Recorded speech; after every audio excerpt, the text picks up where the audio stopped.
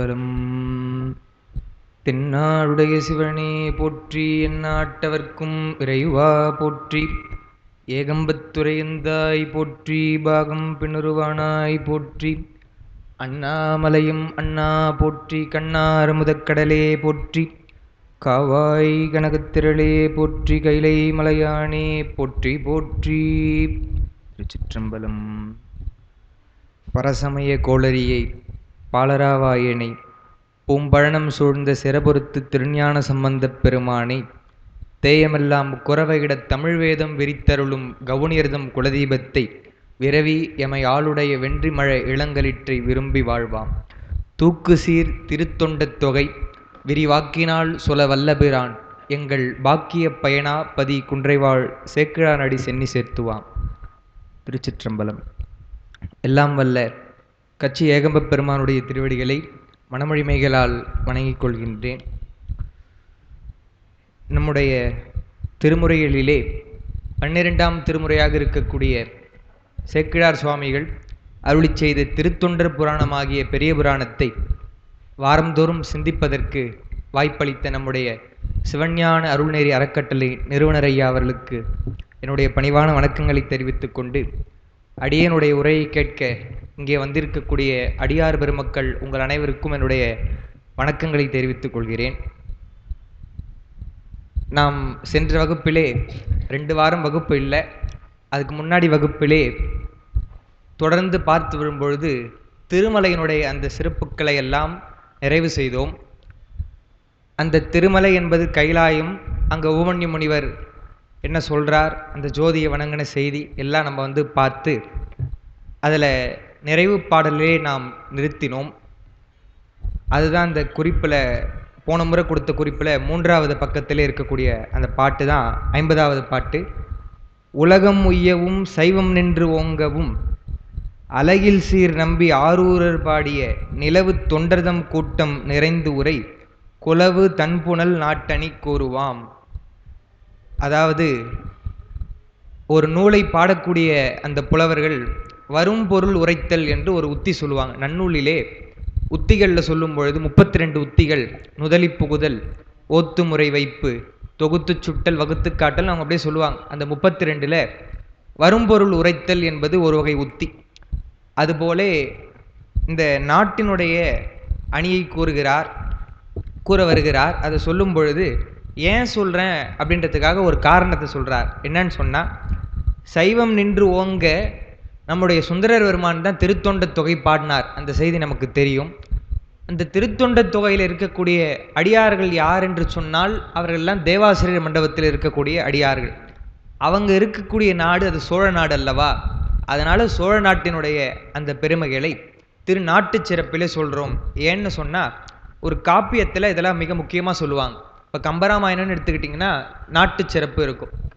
நாட்டு சிறப்பை சொல்கிறாங்க. அப்புறம் நாட்டினுடைய ஆறு, அங்கே சொல்லக்கூடிய அந்த சரையு நதி, அதை சொல்லும் பொழுது ஆற்றுப்படலம் என்றே அவங்க வைப்பாங்க.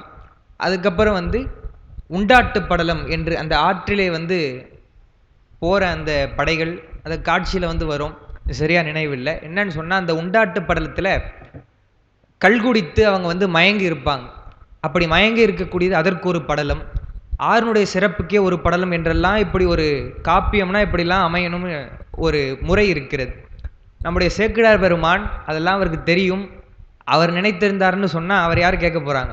இப்போ எப்படி ஞானசம்பந்தருடைய இதை ஒரு பெருசாக பாடுறாரோ, அதுபோல் சோழ நாடாச்சே, மன்னன் மகிழ்வான், நாட்டினுடைய சிறப்பைன்னு சொல்லி அவர் பாட்டுன்னு நிறைய பாடியிருக்கலாம். சோழ நாட்டில் அதுவும் சாதாரண ஆறு கிடையாது. அதை நம்ம பார்க்க போகிறோம் இன்றைக்கி பாட்டில். நம்ம மிகைப்படுத்தி சொல்வது என்று இல்லை. காவேரி உண்மையிலே ரொம்ப சிறப்புடையது தான். இன்றைக்கும் இந்த தண்ணிக்காக நம்ம போராடி தான் இருக்கோம். காவேரி நதிக்காக அவ்வளோ புனிதமானது நம்முடைய காவேரி என்று பார்க்கிறோம். அதனால தான் நதிகளை பற்றி பாடும்பொழுது நம்முடைய திருமுறைகளில் கூட கங்கையை சொல்லி உடனே அடுத்து காவேரி சொல்கிறாங்க. கங்கை ஆடில் எண் அப்படின்னு சொல்லிட்டு வேறு எதனா ஒன்று சொல்லியிருக்கலாம் இல்லையா. காவேரி ஆடில் எண், அது ரெண்டும் சொல்கிறாங்கன்னு சொன்னால் ஏறத்தாழ கங்கை போன்றது அப்படி சொல்கிறார். யார் யாருடையதெல்லாம் ஒப்புமை உடையது காவிரி என்று அவர் சொல்ல போகிறார். அவ்வளோ சிறப்புடைய காவிரியை ஒரு திருநாட்டு சிறப்பு, திருநகர சிறப்பு என்று சொல்ல போகிறார். அதுபோல ஆற்றினுடைய சிறப்பாக ஒரு படலம் போல ஒரு பகுதியாக சேக்கிழார் சுவாமிகள் சொல்லலை. அது உரையாசிரியர்கள் என்ன எழுதுறாங்கன்னு சொன்னால், இந்த திருநாட்டு சிறப்பிலே அந்த ஆறு வந்துடும், அதனால் ஏன் அதை பெருசாக சொல்லுவானே எடுத்து என்று அவருடைய அந்த குறிக்கோள் அடியாரோட செய்தி சொல்லணும். இது ஒரு முறை என்பதற்காக சேக்கிழார் சுவாமிகள் சொல்கிறார் என்று இதெல்லாம் இவ்வளோ நுட்பமான உரையெல்லாம் சிகேஎஸ் ஐயா அவர்கள் தான் அதெல்லாம் எழுதுகிறாங்க. இப்படி படலமாக சொல்லாமல் ரொம்ப சாதாரணமாக சொல்லிட்டு போகிறாருன்னு சொல்கிறாங்க. இன்னொரு சிறப்பான செய்தி இன்றைக்கி நம்ம பார்க்க போகிற அந்த திருநாட்டு சிறப்பில் ஒரு கவிஞருடைய அந்த கவித்துவத்தை சாதாரணமாக பாடிட்டு போகலாம்.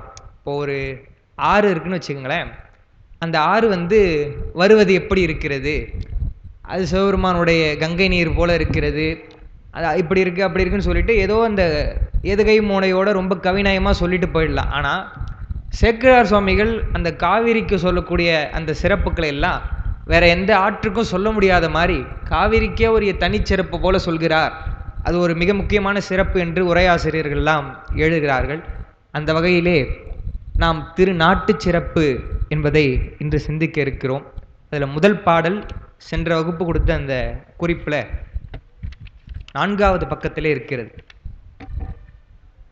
திருநாடு என்பது நம்ம சொல்லிட்டோம், அது சோழ நாடு. சோழ நாட்டை பற்றி சொல்கிறாங்க. முதல் பாட்டு அந்த தொடர் எண்ணில் பார்த்தா 51வது பாடல். பாட்டியல் தமிழ் உரை பயின்ற எல்லையுள் கோட்டு உயர் பணிவரை குன்றின் உச்சியில் சூட்டிய வளர் புலிச்சோடர் காவிரி நாட்டியல்வதனை யான் நவிலலுற்றனன் என்று அந்த சோழ நாட்டினுடைய பெருமையை சொல்கிறார். முதல் பாடலிலே சொல்லும் பொழுது முதல்ல பாட்டியல் தமிழுரை பகின்ற எல்லை என்று சொல்றார். என்ன அது பாட்டியல் தமிழுரை பகின்ற? உரையாசிரியர்கள் 2 விதமாக எழுதுறாங்க. பாட்டு உரை என்று சொன்னதுனால, பாட்டுன்னு சொன்னால் அதான் நான் குறிப்பிலையும் கொடுத்துருக்கேன், பாட்டு என்று சொன்னால் செய்யுள்னு சொல்லி, தமிழ் உரை அப்படின்னு சொன்னதுனால உரை என்று சொல்லி, அது செய்யுள் வழக்கு உலக வழக்கு. செய்யுள் வழக்குன்னு சொன்னால் ஒரு விதமாக இருக்கும், அது செய்யுளில் சொல்லியிருப்பாங்க. உலக வழக்குன்னு சொன்னால் உலகத்தில் நடைமுறையில் இருக்கக்கூடியது, அதாவது டாக்குமெண்ட்டாக இப்போ எப்படி இருக்குது, ப்ராக்டிக்கலாக எப்படி இருக்குன்னு சொல்கிறோம் இல்லையா, அது மாதிரி தான். அந்த வழக்குகள் எப்படி அந்த எல்லை சொல்கிறாங்களோ அந்த எல்லை என்று சொல்கிறார்கள். பொதுவாக பாட்டியல்னு சொன்னால் தமிழில் சொல்லப்பட்டிருக்கு அந்த எல்லை என்று 2 விதமாக உரையாசிரியர்கள் எழுதுகிறாங்க. அது பொதுவாக என்ன எல்லை சொல்லுவாங்கன்னு சொன்னால், வடவேங்கடம் தென்குமரி ஆயிடை தமிழ்கூறு நல்லுலகம்னு சொல்லும் பொழுது வடவேங்கடம் தெற்கே குமரின்னு சொல்லுவாங்க. ஆனால் சோழனுடைய அந்த பெருமை எங்கே வரைக்கும் போயிருக்குன்னு சொல்கிறது தான் சேக்கிழார் சுவாமிகள் எடுத்த உடனே சொல்கிறார். அந்த பாட்டியல் சொல்லப்பட்ட தமிழுரை பகின்ற எல்லையுள் கோட்டு உயர் பணிவரை, கோடு என்று சொன்னால் மலை என்று பொருள். அந்த கோட்டு உயர், உயர்ந்த கோடாக நாம் சொல்வது, உயர்ந்த மலையாக சொல்வது இமயமலை. அந்த இமயமலை என்பதற்காக தான் பனிவரை என்று சொல்றார் பாருங்க. உயர்ந்த பனி இருக்கக்கூடிய அந்த பனிமலையாக இருக்கக்கூடிய இமயமலையின், அதுவும் இமயமலையில் போய் இமயமலை அடிவாரத்தில் இல்லைன்றார், குன்றின் உச்சியில், அந்த இமயத்தினுடைய குன்றுகள்லாம் இருக்கும், ஏன்னா அது ஒரு தொடர் இது மாதிரி தானே இருக்கும், அந்த குன்றினுடைய உச்சியில் சூட்டிய வளர் புலிச்சோழர் காவிரி. அவங்கெல்லாம் அந்த சோழர்கள் எப்படின்னு சொன்னால், அவருடைய எல்லை இப்படி இருக்கலாம், அதெல்லாம் அவங்க தாண்டி போய் எவ்வளோ இது பண்ணுறாங்க. ராஜராஜ சோழனே முதல்ல அவர் பெரிய ஆட்சி திறமையினால எல்லையை விரிவுபடுத்துகிறாருன்னு அவருடைய வரலாற்றில் வரும். தமிழக வரலாறும் பண்பாடும் நம்ம பார்க்கும் பொழுது பல பேர் எழுதியிருக்காங்க. ராஜராஜன்லாம் பயங்கரமாக போய் அவன் செய்கிறான். சோழர்களை பற்றி சொல்லும் பொழுது அவங்களாம் கடாரம் கொண்டான்னு சொல்லுவாங்க. அந்த அவங்களுடைய எல்லை ரொம்ப விரிவுபடுத்தி இருக்குது. சும்மா சாதாரணமாக சோழ நாடுன்னு சொன்னால் இங்கே இருக்க சோழ நாடு தான், இப்போ இருக்க சோழ நாடுன்னு இல்லை, இமயம் வரைக்கும் போயிருக்காங்கன்றது தான் அவர் சொல்கிறார். குன்றின் உச்சியில் சூட்டிய வளர் புலிச்சோழர் காவிரி நாட்டியல்பு அதனை யான் நவிலலுற்றனன். அவ்வளோ பெருசாக அவங்க சொல்லியிருக்கலாம், போயிருக்கலாம். ஆனால் காவிரி பாய்கின்ற அந்த சோழ நாட்டினுடைய நாயகம் போல் இருக்கு இல்லையா, அதாவது இப்போ கேபிட்டல்னு ஒன்று சொல்கிறோம், நாடு இருந்தாலும் முக்கியமாக தலைநகரம்னு சொல்கிறோம் இல்லையா, அது மாதிரி காவிரி நாட்டியல்பதனை, இங்கே இருக்க அந்த காவிரி பாய்கின்ற அந்த சோழ நாட்டினுடைய இயல்பை சிறப்பை யான் நவிலலுற்றனன், யான் சொல்கின்றேன் என்று சொல்கிறார். அதுதான் அந்த கோட்டுயர்.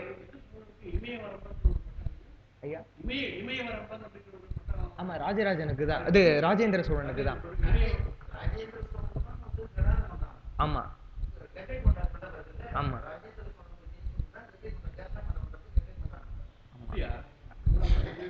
அந்த செய்தி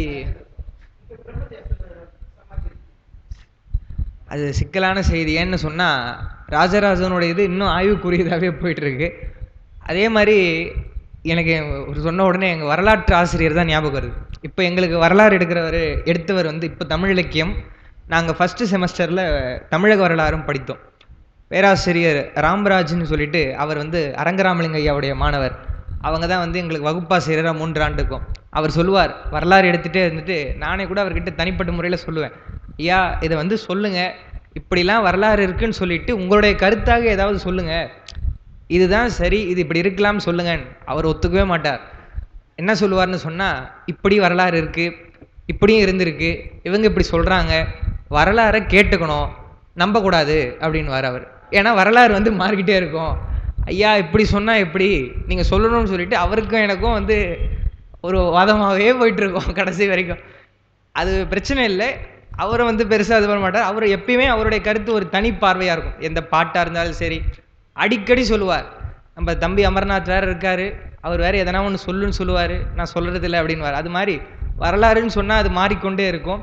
திடீர்னு இப்போ ஒரு கல்வெட்டு கிடைச்சதுன்னு சொல்லுங்கள், அப்போ வந்து மாறிடும் இல்லையா. வரலாற்று ஆசிரியர்களே என்ன எழுதுவாங்கன்னு சொன்னால், இவையெல்லாம் வைத்து ஒருவாறு ஊகித்து உணரலாம் அப்படின்னு தான் எழுதுவாங்க. என்னன்னு சொன்னால் நாங்கள் வந்து தெரிஞ்சுக்கலாம், இப்படி வந்து நம்ம இது பண்ணலாமே தவிர இப்படித்தான் என்று நம்ம வந்து சொல்ல முடியாது. அது ஒரு பெரிய நமக்கு ஒரு குறைதான் தமிழர்களிடத்தில்.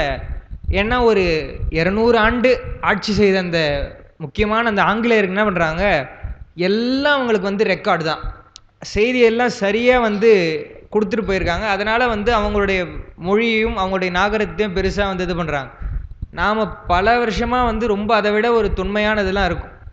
ஆனால் நம்ம அதை சரியாக வந்து இப்போ காப்பிரைட்ஸ் சொல்கிறாங்க இல்லையா, அது மாதிரி தான் நம்ம எழுதி வைக்காதது ஒரு குறைதான். எல்லா வரலாற்று ஆசிரியரும் நீங்கள் யார் வேணால் பார்க்கலாம், எடுத்தால் தமிழர்கள் அந்த வரலாற்றை பதிவு செய்யாதது பெரும் குறைதான் என்று அவங்க வந்து கண்டிப்பாக எழுதியிருப்பாங்க. எதுக்கு சொல்ல வரேன்னு சொன்னால், நம்ம வெளியே வரலாறு போக வேணாம், மன்னர்கள் இடத்துல போக வேணாம், பெரிய புராணத்தினுடைய தொடர்புடைய நம்ம பார்த்தோம்னு சொன்னால் சண்டீஸ்வரனுடைய வரலாறு, அதையே வந்து ஞானசம்பந்தர் பாடும் பொழுதே அந்த பாசுர பதிகத்திலே என்று சொல்லப்படுது, அதை கேட்டு அறிகிறோம் தான் சொல்கிறாரே தவிர ரொம்ப அறுதிட்டு சொல்ல முடியல. ஞானசம்பந்தருடைய வரலாற்றிலே இயற்பெயர் தெரியல, அவருடைய அந்த யார் அந்த பெண் வந்து திருமணத்துக்கு அவரை வந்து நிச்சயித்தாங்களோ அது தெரியல. மணமேடை வரைக்கும் போகிறாங்க. சேக்கிழார் சுவாமிகள் காதலியை கைப்பற்றி கொண்டு வளம் கொண்டருளி தீதகற்ற வந்தருளும் திருஞான சம்பந்தர் தான் சொல்கிறார். அப்புறம் அவங்க வந்து கல்வெட்டு கிடைச்சது, அது தோத்திர பூர்ணாம்பிகைன்னு சொல்கிறாங்களே தவிர நம்ம எப்படி அது இது பண்ணுறது. ஆனால் சிலது வந்து ரெக்கார்டும் கிடைக்குது. நம்முடைய மெய்ப்பொருள் நாயனார் பார்த்தா செப்பேடிலேயே தத்தா நமர் என்றவர் அப்படின்னு இருக்குது அப்படின்னு பார்க்குறோம். அப்போ அந்த வரலாறு என்பது அது மாறிக்கொண்டே இருக்கும். ஐயா சொன்ன மாதிரி இமயம் கொண்ட அந்த ஒரு பெருமை சோழர்களை தவிர வேறு யாருக்கும் சொன்னதாக அந்த வரலாற்றில் இல்லை. அவங்களுக்கு ஒரு பட்டமே, அவங்க சோழர்களுடைய இது எப்படின்னு பார்த்தீங்கன்னா, ரொம்ப பெரிய ஒரு வெற்றி பெற்ற உடனே அவங்களுக்கு ஒரு பட்டம் அவங்க வந்து கொடுத்துருப்பாங்க. ராஜராஜன் எப்படின்றது அது ஒரு பெரிய ஒரு பெயரில் அவன்தான் அரசன்ற மாதிரி இருக்கும். பல வகையான பட்டங்கள் அவங்களுக்கு. அது மாதிரி வந்து இமயம் கொண்ட அந்த பெருமையும் சோழருக்கு சேரும். அதை தான் முதல் பாட்டில் சொல்கிறார்.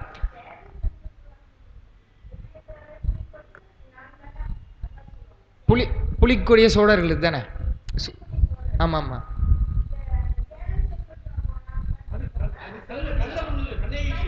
கல்.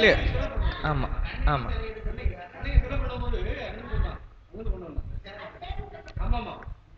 அதுக்காக போயிருப்பாங்க. வெற்றி கொண்டு போய் அங்கே இவங்களுடைய இலச்சினை இட்டது சோழர்கள் தான் என்று அந்த குறிப்பில் வந்து சொல்கிறாங்க. அதை தான் சொல்கிறார். பாட்டியல் தமிழுரை பயின்ற எல்லையுள் கோட்டுயர் பணிவரை குன்றின் உச்சியில் சூட்டிய வளர்புழிச் சோழர். அப்படிப்பட்ட சோழர்கள் அவ்வளவு பெருமையுடைய சோழர்களாக இருந்தாலும் காவிரி நாட்டியல்வதனை, காவிரி பாய்கின்ற அந்த நாட்டினுடைய இயல்பை சிறப்பை ஏன்னு சொன்னால் நம்ம முதலே பார்த்தோம். அவர் ஏன் சோழர் சொல்கிறாருன்றதுக்கு காரணம் சொல்கிறார். நான் வந்து மன்னர் வந்து பாட சொன்னார், நான் சோழ நாடுன்றதுனால பாடலை, அடியார்கள் இருக்கக்கூடிய அந்த தேவாசிரிய மண்டபம் இருக்கக்கூடிய திருவாரூரை உடையது, அதனால தான் நான் பாடுறேன்னு சொல்லிட்டார். அதனால இவ்வளோ பெரிய புகழுடைய சோழர்களாக இருக்கலாம், நான் பாடுவது காவிரி நாட்டியல்பதனை, இந்த காவிரி பாய்கின்ற சோழ நாட்டினுடைய அந்த உள் சிறப்பை தான் சொல்ல போறேன் என்பதை ரொம்ப நுட்பமாக சேக்கிழார் பெருமான் அந்த முதல் பாடல்ல வந்து சொல்றார். 52வது பாடல். ஆதி மா தவமுனி அகத்தியன் தரு பூதநீர் கமண்டலம் பொழிந்த காவிரி மாதர் மண் மடந்தை பொன் மார்பில் தாழ்ந்ததோர் ஓதநீர் நித்திலம் தாமம் ஒக்குமால் என்று சொல்றார். ரொம்ப அருமையான ஒரு கற்பனைகள். நம்ம சேக்கிழார் பெருமானை சொல்றப்பயே நம்ம குழந்தைகளுக்கு சொல்றதில்லை பெரியபுராணத்தை, அது ஒரு குறை. ஒருவேளை நம்ம சொல்றோம்னு வைத்துக்கொள்ளுங்க. மற்ற இலக்கியத்திலலாம் இப்போ எப்படி கம்பராமாயணத்தை சொல்றாங்களோ இலக்கிய சுவை இப்படி இருக்கு இப்படி இருக்குன்னு சொல்ல, அதை நம்ம குறை சொல்லலை, சொல்ல வேண்டியதுதான். அது மாதிரி சேக்கிழாருடைய கற்பனைகள்லாம் புது புது கற்பனைகளாக இருக்கும். எங்கேயுமே இலக்கியத்தில் சொல்லாத கற்பனைகள் பல கற்பனைகள் சொல்லுவார். இலக்கிய சுவையும் வந்து நிறைய வந்து சேக்கிழாருடைய இதில் இருக்கு. இதில் இன்னைக்கு சொல்ல முடியுமான்னு தெரியல. அந்த பாட்டு நிறைவு பாடல் அதுதான் நான் எழுதியிருக்கேன். ரொம்ப அருமையான கற்பனை. அதே மாதிரி இதில் சொல்றார், ஆதி மா தவமுனி அகத்தியன் என்று சொல்கிறார். அகத்தியரை பற்றி சொல்ல வரார். அவர் ஆதிமுனி அப்படின்னு சொல்றாங்கன்னா ரொம்ப தொன்மையான மாதவம், சாதாரண தவம் இல்லை. எப்படி உபமன்யு முனிவருக்கு சொன்னாங்களோ அதுபோல தவமுடைய அந்த முனிவன் தரு பூத நீர், அவன் தந்த நீர் தான் அந்த காவிரி என்று காவிரி சொல்றார்.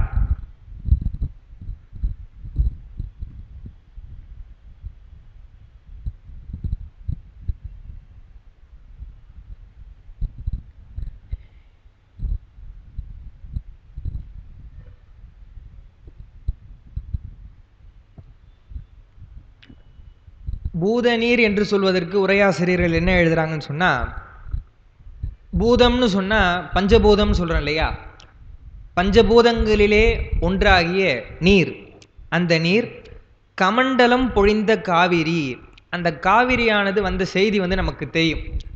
அதைத்தான் ஐயா சொன்னார் இல்லையா, இடருக்கடி கணபதி என்று அந்த காவாந்தன்றம் விநாயகர் கோவிலிலே பேசும் பொழுது முக்கியமாக இந்த செய்தியை வந்து அடியேன் வந்து சொன்னேன். ஏன்னா நான் இதை வந்து நோட்ஸ் எழுதுவதா எனக்கு டக்குன்னு அது ஞாபகம் வந்தது. சரி இதை சொல்லுவோம், எல்லா விநாயகரோட இதை சொல்லாமல் புதுசாக இதை சொல்லுவோம். ஏன்னா அங்கே வந்து வில்லுப்பாட்டு முன்ன வைத்திருந்தார்கள் அந்த காவந்தண்டலம் கிராமத்திலே. நானும் பேராசிரியரும் அப்புறம் அவர் கூட வந்தார் பன்னீர்செல்வம் ஐயா அவர்கள், எல்லாம் சோலையப்பன் ஐயாலாம் உட்கார்ந்து கொண்டிருக்கோம். வில்லுப்பாட்டு தொடங்கும் பொழுது என்ன பண்ணாங்க, விநாயகருடைய புராணம் பல வகையாக இருக்குது, அதில் வந்து ஒரு 7-8 வகையான வரலாறுகள் சொல்லப்பட்டிருக்கு, அதை நம்ம பார்ப்போம் அப்படின்னு சொல்லிட்டு அவங்க வந்து தொடங்குறாங்க. நான் உடனே பேராசிரியர்கிட்ட கேட்டேன், 7-8 புராணத்தையும் இவங்களே சொல்லிட்டா நான் என்னையா பேசுறது அதுக்கப்புறம் அப்படின்னு சொன்னால் அவங்க ரொம்ப காலதாமதமாக்கிட்டாங்க. ரொம்ப முன்னுரை அந்த பாட்டு சொல்கிறது அது இது நாக்குன உடனே அவர் சொல்லிட்டார் சோலையப்பன் ஐயா, நீங்கள் முடிச்சிடணும் உடனே அவங்க முடித்து விட்டார்கள். நேரம் இருந்தது, இல்லைன்னா நேரமே இருந்திருக்காது, ஒரு 3/4 மணி நேரம் பேசணும். அப்போ திருமுறைகள் எப்படி சொல்லப்பட்டிருக்கு அப்படின்னு பார்க்குறப்போ இந்த செய்தி தான் நான் வந்து சொன்னேன். என்னன்னா அதான் சொல்றார், அகத்தியருடைய பூதநீர் கமண்டலம் பொழிந்த காவிரி என்று சொல்றப்போ அந்த காவிரியை கமண்டலத்திலே அடக்கி வைத்து கொண்டிருக்கிறார் நம்முடைய அகத்தியர். அப்போ என்னன்னு சொன்னால் 2 வகையாக சொல்கிறாங்க. அவருடைய செருக்கை அடக்குவதற்காக அவர் கமண்டலத்தில் வைத்தார்னு சொல்கிறாங்க. இன்னொன்று, அகத்தியர் வந்து கைலாயத்திலிருந்து விடைபெற்று வருகிறார். நமக்கு தெரியும் பூசைன்னு சொன்னால் எதிர்க்கோ இல்லையோ பூவும் நீரும் இருக்கணும். நம்ம அடிக்கடி சொல்கிற பாட்டு தான், புண்ணியம் செய்வார்க்கு பூ உண்டு நீர் உண்டு. அப்போ அகத்தியர் பெருமான் இது மலர்கள் கூட எங்கன்னா எடுத்துக்கலாம், தண்ணி வேணும் இல்லையான்னு சொல்லிட்டு காவிரியை கையிலேருந்தே வந்து பெருமான் வந்து தரான் அகத்தியர் இடத்துல. இப்படி ஒரு வரலாறு சொல்கிறாங்க. அதை அவர் கமண்டலத்திலே அடக்கி வைத்து கொண்டிருக்கிறார். என்ன அவருக்கு சொன்ன செய்தின்னு சொன்னால், அகத்தியர் கை காட்டி இப்படி போ, இத்திசையில் போன்னு சொன்னால் அப்போ நீ பாயணும் என்றுதான் ஆணை பெருமான் சொல்லி கொடுத்து அனுப்புகிறார். இவர் போய் அந்த இது குடகுமலை இருக்கு இல்லையா, அந்த பகுதியில் இருக்கிறப்போ இந்திரன் வந்து சீர்காழியிலே பூஜை செய்கிறான். அப்போ பூஜை செய்யும் பொழுது ரொம்ப முக்கியமானது பூ இல்லையா என்று நந்தவனம் அமைக்கிறான் என்று செய்தி வருது. அந்த நந்தவனத்தை வந்து அமைக்கிறப்போ வறட்சியினால மழை பெய்யல. இந்திரனா இருக்கலாம், மழை பெய்யணும்னா பெருமான் திருவுருள் தான், நீ அப்போ வந்து பெய்யணும்னா பெய்யாது. அப்போ வந்து என்ன பண்ற, பெருமானே என்று வேண்ட விநாயக பெருமானிடத்தில் வேண்டுகிறார். ஏன்னு சொன்னா விநாயகரை தானே வந்து ஒரு தடை நீங்குவதற்கு விநாயகர் தான் அப்படின்னு சொல்லி வழிபடுறமே. என்னப்பா உங்க அப்பாவை பூஜை பண்ண போறேன், ஒரு தடையா வந்து எனக்கு மழை வர மாட்டேந்தே என்று சொல்லிய உடனே விநாயக பெருமான் நான் அருள் செய்கிறேன் என்று சொல்லிதான் அவர் காக்கை வடிவத்தில் போறாராம். ரொம்ப அது நல்லா இருக்கும் அந்த வரலாற்றில் வரப்போ. இவர் என்ன செய்தின்னா, இப்படி கை காமிச்சு போன்னு சொல்லணும் இல்லையா? கமண்டலத்தை வைத்திருக்கிறார். அந்த கமண்டலத்து மேலே காக்கை உருவிலே விநாயக பெருமான் அமர்ந்திருக்கிறார். இவர் காக்கையை பார்த்து இப்படி போ போ போ போன்னு கை நீட்டின உடனே அந்த காவிரி பெருக்கெடுத்து ஓடியது. அவருக்கு ரொம்ப கோவம் வந்துருச்சு. அகத்தியருக்கு சொல்லுவாங்க இல்லையா, நம்ம திருமந்திரத்திலே ஒரு அகத்தியர் அந்த யோகத்தினால தீயுடையவர்னு சொல்லலாம். இன்னொன்று அவர் கோவக்காரன் தான், கோவப்பட்டுருவார் டக்குன்னு. அப்போ உடனே வந்து யார் அப்படி செஞ்சதுன்னு பார்த்தா காக்கை காணும் ஒரு பாலன் தான் இருக்கிறான், ஒரு சின்ன பையன் இருக்கிறான். அவர் உடனே துரத்துறார். அகத்தியோட வடிவம் நமக்கு தெரியும், அவர் குள்ளமாக இருப்பாருன்னு சொல்லுவாங்க. அவர் ஓடுறார், இவரால் பிடிக்க முடியல. அந்த பையன் சின்ன பையன் ஓடிட்டு இப்படி நிற்கிறான். நின்று என்னங்க பிடிக்க முடியலன்ற மாதிரி சிரிக்கிறான்.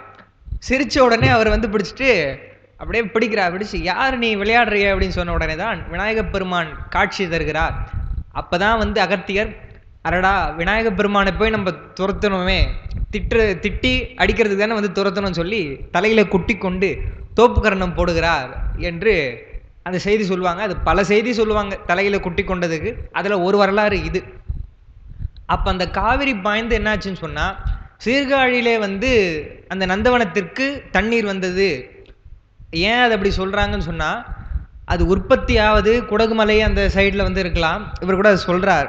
அந்த செய்யமால் வரைன்னு சொல்றாரு பாருங்க, அடுத்த 53வது பாட்டில் செய்யமால் வரைன்னு வரும்.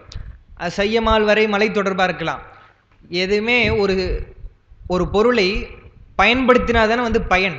அது மாதிரி அது வந்து இப்போ புத்தகம் இருக்க வேண்டியது தான், பேனா இருக்க வேண்டியது தான், படித்து எழுதினா தானே வந்து பயன். அப்போ தான் சொல்ல முடியும். புத்தகம் இருக்குன்னு சொல்லிட்டு நான் பாட்டுன்னு படுத்து தூங்கிட்டேன்னா சொல்ல முடியாது. அது மாதிரி அது வரலாம். அதை யார் பயன்கொள்ள செய்கிறாருன்னு நம்முடைய சோழர்கள் தான். ஐயா கூட அதை பேசுகிறப்போ பலமுறை சொல்லியிருக்காங்க. என்னென்னா, அந்த பாசன முறை அமைத்தது அவங்க ஒரு அவ்வளோ சிறப்பாக அமைத்திருக்கிறாங்க. ரொம்ப ரொம்ப ரொம்ப குறைவான அளவு தான் கடலில் போய் சேருமா அந்த காவிரியினுடைய நீர். அவ்வளவு சுற்றி சுற்றி சுற்றி சோழ நாட்டில் வளம் சேர்ப்பது போல் அமைத்திருக்கிறாங்க. இப்பயுமே வந்து அந்த தஞ்சாவூர் பகுதி அதெல்லாம் தான் ரொம்ப நல்லா இருக்குது. அதனால தான் சோழ நாடு சோறு உடைத்துலாம் சொன்னாங்கன்னு சொன்னால் இவரே சொல்ல போகிறார் வர பாட்டில். அந்த விவசாயம் வந்து ரொம்ப சிறப்பாக இருந்திருக்குது அங்கன்னு சொல்லிட்டு. அப்படி வந்து பயன் கொள்வதனாலே அந்த பயன் வந்து சோழ நாட்டினுடைய பகுதியாக இருக்கக்கூடிய சீர்காழியிலையும் போய் இந்திரனுடைய நந்தவனத்தில் அந்த நீர் பாய்ந்து அவன் அப்புறம் மலர் வந்த உடனே வழிபாடு செய்தார். சீர்காழியில் பல பேர் வழிபாடு செய்தாங்க, அதில் இந்திரனும் ஒருவன் என்று அந்த புராணமும் இதையும் சேர்த்து சொல்லுவாங்க. அதை தான் அவர் சொல்கிறார்.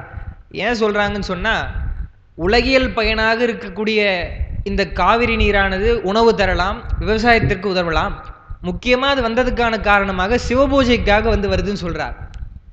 அப்போது சிவபூஜை என்பது முக்கியம், உலகியன் பயணம் முக்கியம்.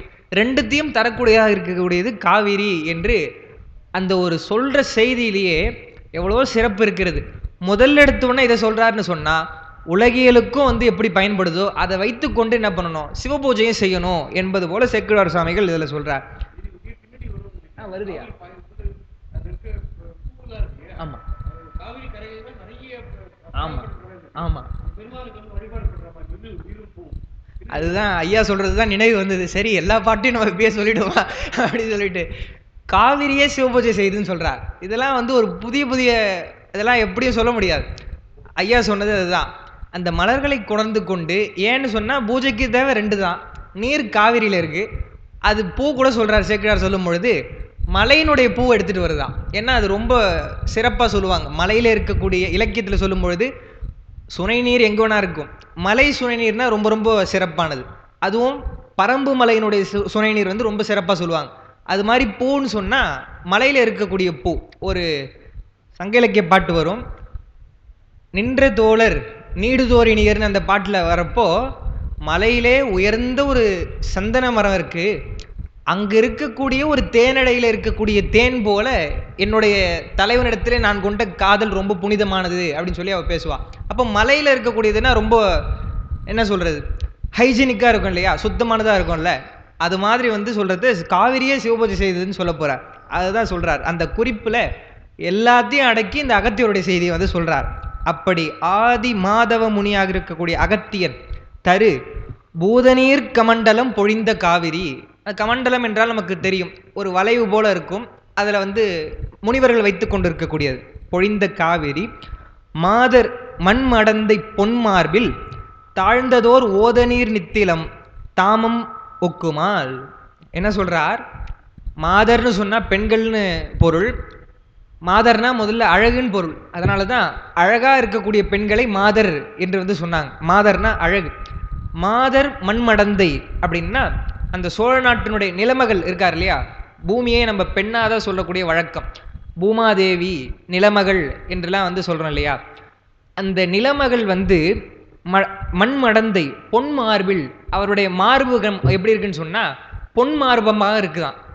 பொன்னா தங்கம் இல்லையா, அப்படி இருக்கக்கூடிய அந்த மார்பகத்திலே தாழ்ந்ததோர் ஓத நீர் நித்திலம். நித்திலம்னு சொன்னா முத்து, முத்து மாலையை அணிந்து கொண்டிருக்கிறாள். அந்த நிலமடந்தை என்பவள் ஒரு பெண். அவள் அழகான ஒரு முத்து மாலையை அணிந்து கொண்டிருப்பது போல அந்த காவிரி இருக்குது. என்ன ஒரு அருமையான கற்பனை சொல்றார். அது கூட இல்லாம என்ன ஒரு நயம் சொல்கிறார்கள் சொன்னா, நயம் இல்லை, பாட்டிலே தான் வருது. எவ்வளவோ முத்து இருக்கு, முத்து பிறப்பது சிப்பியில மட்டும்தான் பிறக்குன்றது இல்லை. அது பெரும்பான்மை சொல்லுவாங்க. அதனால தான் பாண்டிய நாடு முத்துடைத்துன்னு சொல்லுவாங்க. அது இல்லாமல் பாண்டிய நாட்டு முத்து ரொம்ப தனிச்சிறப்புடையதுன்னு சொல்லுவாங்க. அது இல்லாமல் வந்து மூங்கில்ல வந்து வரும், கரும்புலலாம் வரும்னு சொல்லும் பொழுது தண்ணியில் ஒரு வகையான முத்து வந்து வருமா. அதுதான் ஆச்சரியமாக இருக்குது. பெருமானுடைய படைப்பில் இதெல்லாம் ஒரு அற்புதம் தான். நாம் வந்து இதை உருவாக்க முடியாது. இப்போ ஓத நீர் நித்திலம்னு சொல்கிறார் பாருங்க. இந்த இடத்துல சொல்லும் பொழுது தண்ணியிலே பிறக்கக்கூடிய அந்த முத்து போல அந்த முத்தினால் அமைந்த மாலை, தாமம்னு சொன்னால் மாலை, நித்திலம்னா முத்து, முத்து மாலையை அணிந்து கொண்டிருப்பது போல. அப்போ சோழ நாட்டினுடைய அந்த பூமாதேவி ஒரு முத்து மாலையை அழகாக அணிந்து கொண்டிருக்கிறாள். அந்த முத்து மாலை தான் காவிரி என்று எவ்வளோ அருமையான ஒரு கற்பனை சேக்கிழார் சுவாமி சொல்கிறார். அந்த மாதவமுனி பெருந்தவமுனி அது சொல்லிட்டேன். இது உரையாசிரியர்கள் வந்து எழுதுகிறாங்க. அகத்தியரை பற்றி அது சும்மா எழுதியிருந்தேன். அகத்தியரது ஆசிரமத்தில், ஏன்னா அவர் பெருந்தவமுனின்னு சொல்கிறாங்க இல்லையா, அதுக்கு வந்து அவங்க எழுதியிருக்காங்க. அகத்தியரது ஆசிரமத்தில் விஷ்ணு முதலிய எல்லா தேவர்களுக்கும் இடம் வகுத்து சிவபெருமானுக்கு மட்டும் இடம் வகுக்காமல் அமைத்தார் என்றும். நம்ம இது வரைக்கும் பாதி படிச்சுட்டு நம்ம வந்து அவசரப்படக்கூடாது. ஓ இப்போ மற்ற தேவர்கள் எல்லாம் மதிச்சார் போல இருக்கு, சிவபெருமானை இவர் மதிக்கலை, எப்படி தக்கன் யாகம் செய்தானோ அப்படி எண்ணாமல் என்னன்னா அடுத்து சொல்கிறாங்க பாருங்க. அதனால் மற்ற தேவர்கள் எல்லா தேவரும் இவரை வந்து அடையவும் இவர் சிவபெருமான் ஒருவனையே தாம் தேடி அடையும் தன்மை உடையார் என்று வால்மீகி ராமாயணம் கூறும் என்பர். இதெல்லாம் வந்து உரையாசிரியர்கள் சொல்லுன்னு சொன்னால் நமக்கு எங்கே வந்து தெரிய போகுது? வால்மீகி ராமாயணத்தை ஏன் எடுத்து படிக்க போகிறோம் பெரிய புராணம் சொல்கிறப்போ? அதாவது அகத்தியருடைய ஆசிரமத்தில் ஸ்டூடெண்ட்ஸாக வருவாங்களாம், எல்லா தேவர்களும் மாணவர்களாக வருவாங்களாம். அப்போ மாணவர்களில் முக்கியமானவங்க இல்லையா, இந்திரன், பிரம்மன், திருமால் என்று இவர்களுக்கெல்லாம் ஆசனம் அமைத்திருப்பார். சிவனுக்கு மட்டும் ஆசனம் அமைக்கவில்லைன்னு சொன்னால் சிவன் இவரை தேடி வரமாட்டார், இவர் சிவபெருமான் ஒருவரை மட்டும்தான் தேடி போவார். எப்படி உபமன்யு வந்து சிவனைத்தான் தொழுவாரோ அதுபோல சிவன் ஒருவனைத்தான் தான் நாடி போகும் தன்மை உடையார். அவ்வளவு பெரிய தவமுனிவர் அகத்தியர் என்று சொல்கிறார். அது இல்லாமல் பாட்டிலே வருது இல்லையா, வடமொழியை பாணினிக்கு வகுத்தருளி தமிழ் மொழியை வந்து குடமுனியாகி அகத்தியருக்கு சொன்னான் பெருமான். அகத்தியர் மூலமாக தான் இந்த தமிழ் மொழி வந்து வருதுன்றதையும் சொல்லுவாங்க. அவ்வளவு தவமுடையவர் அகத்தியர். அது இல்லாமல் அகத்தியனுடைய தனிச்சிறப்பாக பெருமானுடைய அந்த திருமணம் சொல்லும் பொழுது எல்லாரும் வந்து அங்கே பார்ப்பதற்காக அப்படி வடக்க போனதுனால, வடக்கு வந்து ரொம்ப இது ஆனதுனால தெற்கு சமன் இல்லாமல் போனது. அதை சமன் செய்ய பெருமான் என்ன பண்ணியிருக்கணும், ஒரு பாதி பேர் தான் அமைச்சிருக்கணும். இப்போது 100 பேர் இருக்கிறாங்கன்னு சொன்னால் சமமாக்கணும்னு சொன்னால் 50 பேர் அமைச்சிருக்கணும். எவ்வளோ பல பேர் இருந்தாலும் சரி நீ ஒருத்தர் போப்பா போதும் அப்படின்னு சொல்கிறாரு சொன்னால், எல்லா தேவர்கள் அங்கே வந்தவர்கள் காட்டிலும் அவர்களை போல அந்த ஒரு தவமுடையவர் வலிமையுடையவர் அகத்தியர் என்பதனால்தான் பெருமான் தெற்கு நோக்கி போ என்று அதை சமன் செய்ய அனுப்பினான்னு சொன்னால் அவ்வளவு தவமுடையவர் அகத்தியர் என்று அவருடைய அந்த தவத்திற்கு சொல்லுவாங்க.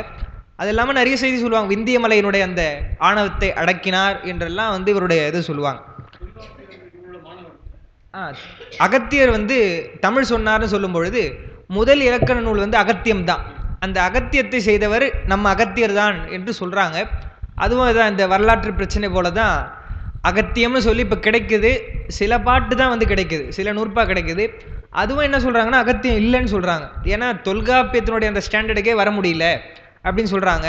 ஆனால் வந்து அகத்தியம் என்பது தான் முதல் நூல் என்றும் அதனுடைய அகத்தியருக்கு 12 மாணாக்கர்களோ என்னவோ சொல்லி அதில் ஒருவர் தான் நம்முடைய தொல்காப்பியர் என்றும் அவர் செய்தது தான் தொல்காப்பியம்னு சொல்கிறாங்க. தொல்காப்பியமே ரொம்ப பல வகையான கருத்துக்களை ரொம்ப நல்லா சொல்லுது. அகத்தியம் இருந்திருந்தால் இன்னும் தமிழுடைய இது வேறு மாதிரி போயிருக்கும். இதையே வந்து எப்படி சிந்திச்சிருக்காங்கன்ட்டு சிந்திச்சிருக்காங்க, அதை ஏற்றுக்கொள்ள முடியல. எப்படி சிந்திச்சாங்கன்னு சொல்லி பேசிட்டு இருக்காங்க. அகத்தியம் இருந்திருந்தா இன்னும் நல்லா இருந்திருக்கும். நம்ம அதுதான் வேண்டுவன வைத்தோம் என்பது போல தொல்காப்பியத்தையே படிக்க மாட்டேன்றாங்க. இப்போ நன்னூல் வைத்தாங்க. இப்போ எங்களுக்கெல்லாம் அப்படிதான். முன்னெல்லாம் வந்து பிஏ படிக்கிறப்பே தொல்காப்பியம் கூட இருந்திருக்கும். இல்லை புலவர்களுக்கு படிக்கிறவங்களாம் தொல்காப்பியம் படித்தாங்க. இப்போ எங்களுக்கு பிஏ தமிழ் தான் படிக்கிறோம், நன்னூல் வைத்திருக்காங்க. அதாவது இதெல்லாம் வெளியில் சொல்லக்கூடாது, ரகசியம்தான். நன்னூல்லையும் எங்களுக்கு கேட்டிங்கன்னா இவர் வில்வபதியினுடைய உரை தான் வந்து பாடத்திட்டம். ஆனால் வந்து அந்த உரை அதுவே கொஞ்சம் வந்து என்ன சொல்கிறது, ரொம்ப கடினமான உரை இல்லை, விரிவாக விளக்கமாக எழுதியிருப்பார், ரொம்ப நல்லா இருக்கும். அதை கூட வந்து இப்போ மாணவர்களுக்கு சொல்ல முடியல. அது இன்னும் சிம்பிளிஃபைடாக பண்ணி திருவையாறு ஞானசம்பந்தன் சொல்லிட்டு அவருடைய உரை தான் கொடுக்குறாங்க. அது ரொம்ப ரொம்ப இன்னும் தெளிவுரையாக இருக்கும். அப்போ ரொம்ப நம்ம சிம்பிளிஃபை பண்ணால் அந்த ஸ்டாண்டர்ட்னு சொல்கிறாங்க இல்லையா, அது வந்து நம்மளால் இது பண்ண முடியல. நன்னூலுடைய அந்த ஒரிஜினல் நமக்கு இது பண்ணாமல் போயிடுறோம். அதையே படிக்க மாட்டாங்கன்னா அப்போ நம்ம ஏன் அகத்தியம் ஏன் போவானே, நன்னூல் படித்து தொல்காப்பியம் படித்தா போதும். பவனந்தி முனிவர் தான் நன்னூல் பாடுறார். அப்போ தொல்காப்பியத்துக்கு முன்னூலாக இந்த அகத்தியத்தை செய்தவர் நம்முடைய அகத்தியர் என்பதை பார்க்கிறோம். ஏன்னா இலக்கணம் செய்யணும்னு சொன்னால் அது ஒரு முக்கியமாக சொல்கிறாங்க இல்லையா, இலக்கியங்கள் இருந்தால் தான் இலக்கணம் செய்ய முடியும். அப்போது தொல்காப்பியமே பழமையான நூல்னா பல இலக்கியங்கள் அதுக்கு முன்னாடி இருந்திருக்கு என்பதை தமிழுடைய சிறப்பாக சொல்லுவாங்க. எவ்வளோ சிறப்பில் இது ஒரு சிறப்புன்னு சொல்கிறாங்க. அப்படிப்பட்ட முனிவர் அகத்தியர் என்று சொல்லி அந்த காவிரியை முத்துமாலையாக பாடுகிறார் என்று நம்ம பார்க்கிறோம். அதுதான் ஓத நீர் நித்திலம் என்பது நீரில் பிறந்த ஒளி உடைய முத்து. முத்துனாலே அது ஒளி உடையது தான் அப்படின்னு நம்ம பார்க்கிறோம். 53வது பாட்டு.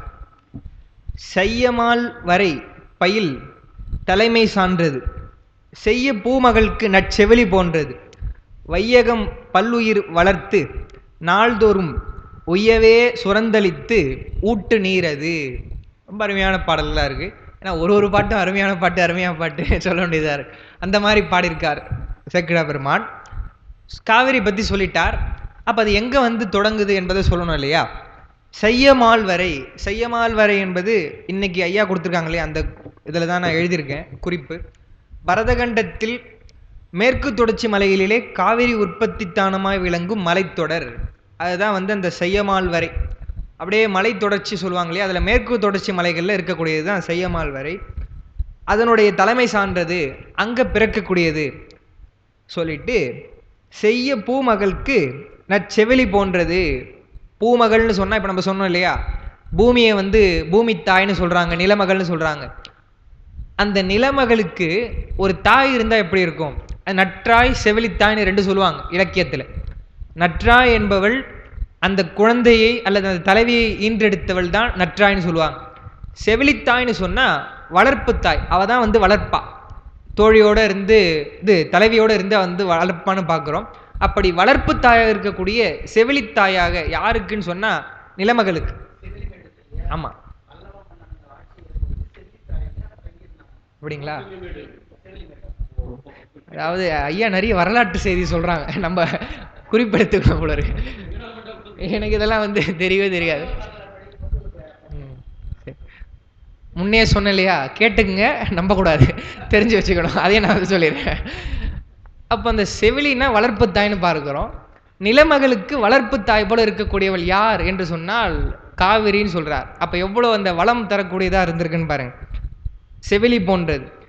வையகம் பல்லுயிர் வளர்த்து நாள்தோறும் உய்யவே சுரந்தளித்து ஊட்டு நீரது. அருமையாக சொல்கிறார். வையகத்திலே, இந்த உலகத்திலே பல உயிர்களை வளர்க்கிறது காவிரி. ஏன்னு சொன்னால் தண்ணி தான் முக்கியம். முதல்ல உணவு வரணும்னு சொன்னாலே நீர் இல்லாமல் முடியாது. அதனால தான் வள்ளுவர் வந்து கடவுள் வாழ்த்துக்கு அப்புறமே வான் சிறப்புன்னு சொல்லி நீரின்றி அமையாது உலகு அப்படின்னு சொல்லிட்டார். சரி, உலகிற்கு தான் அப்படின்னு சொன்னால் அப்போ நாங்கள் தவம் இருக்கிறோமே முனிவர்கள் எல்லாம், நாங்கள் தண்ணி இல்லாமல் இருக்கலாமா ஐயா அப்படின்னு சொல்லி கேட்டால், சிறப்பொடு பூசனை செல்லாது வானம் வரக்கும் மேல் வானோர்க்கு ஈண்டுன்னு சொல்லிட்டார். உலகியலும் சரி, துறவரமாக போன அருளியலுக்கும் சரி, நீரின்றி அமையாது என்று பொதுவாக அவர் வந்து சொல்லிட்டார். இப்போது அனுஷ்டானம் பண்ணணும்னு சொன்னாலே இப்போ நீர் வேணும் இல்லையா. சாதாரணமாக ஒருத்தருடைய அந்த கடமைகளுக்கு தண்ணீர் தேவைப்படுது. அவ்வளோ இன்றியமையாதது நீர் என்று பார்க்கிறோம். அப்போ பல்லுயிர்களை வளர்க்கிறது, நீரினால் வளர்த்து நாள்தோறும் உய்யவே சுரந்தளித்து. அதுதான் ரொம்ப முக்கியமான. நாள்தோறும் என்பது தான் எல்லா நாளும் சுரந்தளிக்கிறது. அந்த காவிரி தன்னுடைய நீரை அளிக்கிறது, ஊட்டும் நீர் எதுன்றார். ஊட்டும் நீர்னா ஒன்று, அந்த தண்ணி பாய்ந்து விவசாயம் செய்கிற அந்த இடத்துலலாம் வந்து உணவு அளித்து அது ஊட்டுகிறது. இன்னொன்று தானே ஒரு உணவாக இருக்கிறது. தண்ணி குடிக்கலாம் இல்லையா, நம்ம ஆற்று நீர் பருகலாம். அதனால தான் 2வது குறள் சொல்றார் இல்லையா, துப்பார்க்கு துப்பாய துப்பாக்கி, துப்பார்க்கு துப்பாய தூவும் மழை. என்னையா ஒன்றும் புரியலையே அப்படின்னா, உணவையும் ஆக்குகிறது தானும் உணவாக இருக்கிறதுன்னு சொன்னா அந்த சிறப்பு நீருக்கு தான் இருக்குன்னு சொல்லிட்டு ரொம்ப நயமா வள்ளுவர் வந்து சொல்றார். அதுதான் சொல்றார், ஊட்டு நீர் என்று சொன்னால் தானும் வந்து ஒரு உணவாக இருக்கிறது, உணவையும் ஆக்குகிறதுன்னு சொல்லிட்டு சொல்றார். அந்த ஊட்டு நீர் அப்படின்னு சொல்றதுக்கு உரையாசிரியர்கள் ஒரு பாட்டு ஒன்று எழுதுறாங்க. அதுதான் நான் வந்து எழுதியிருக்கேன்.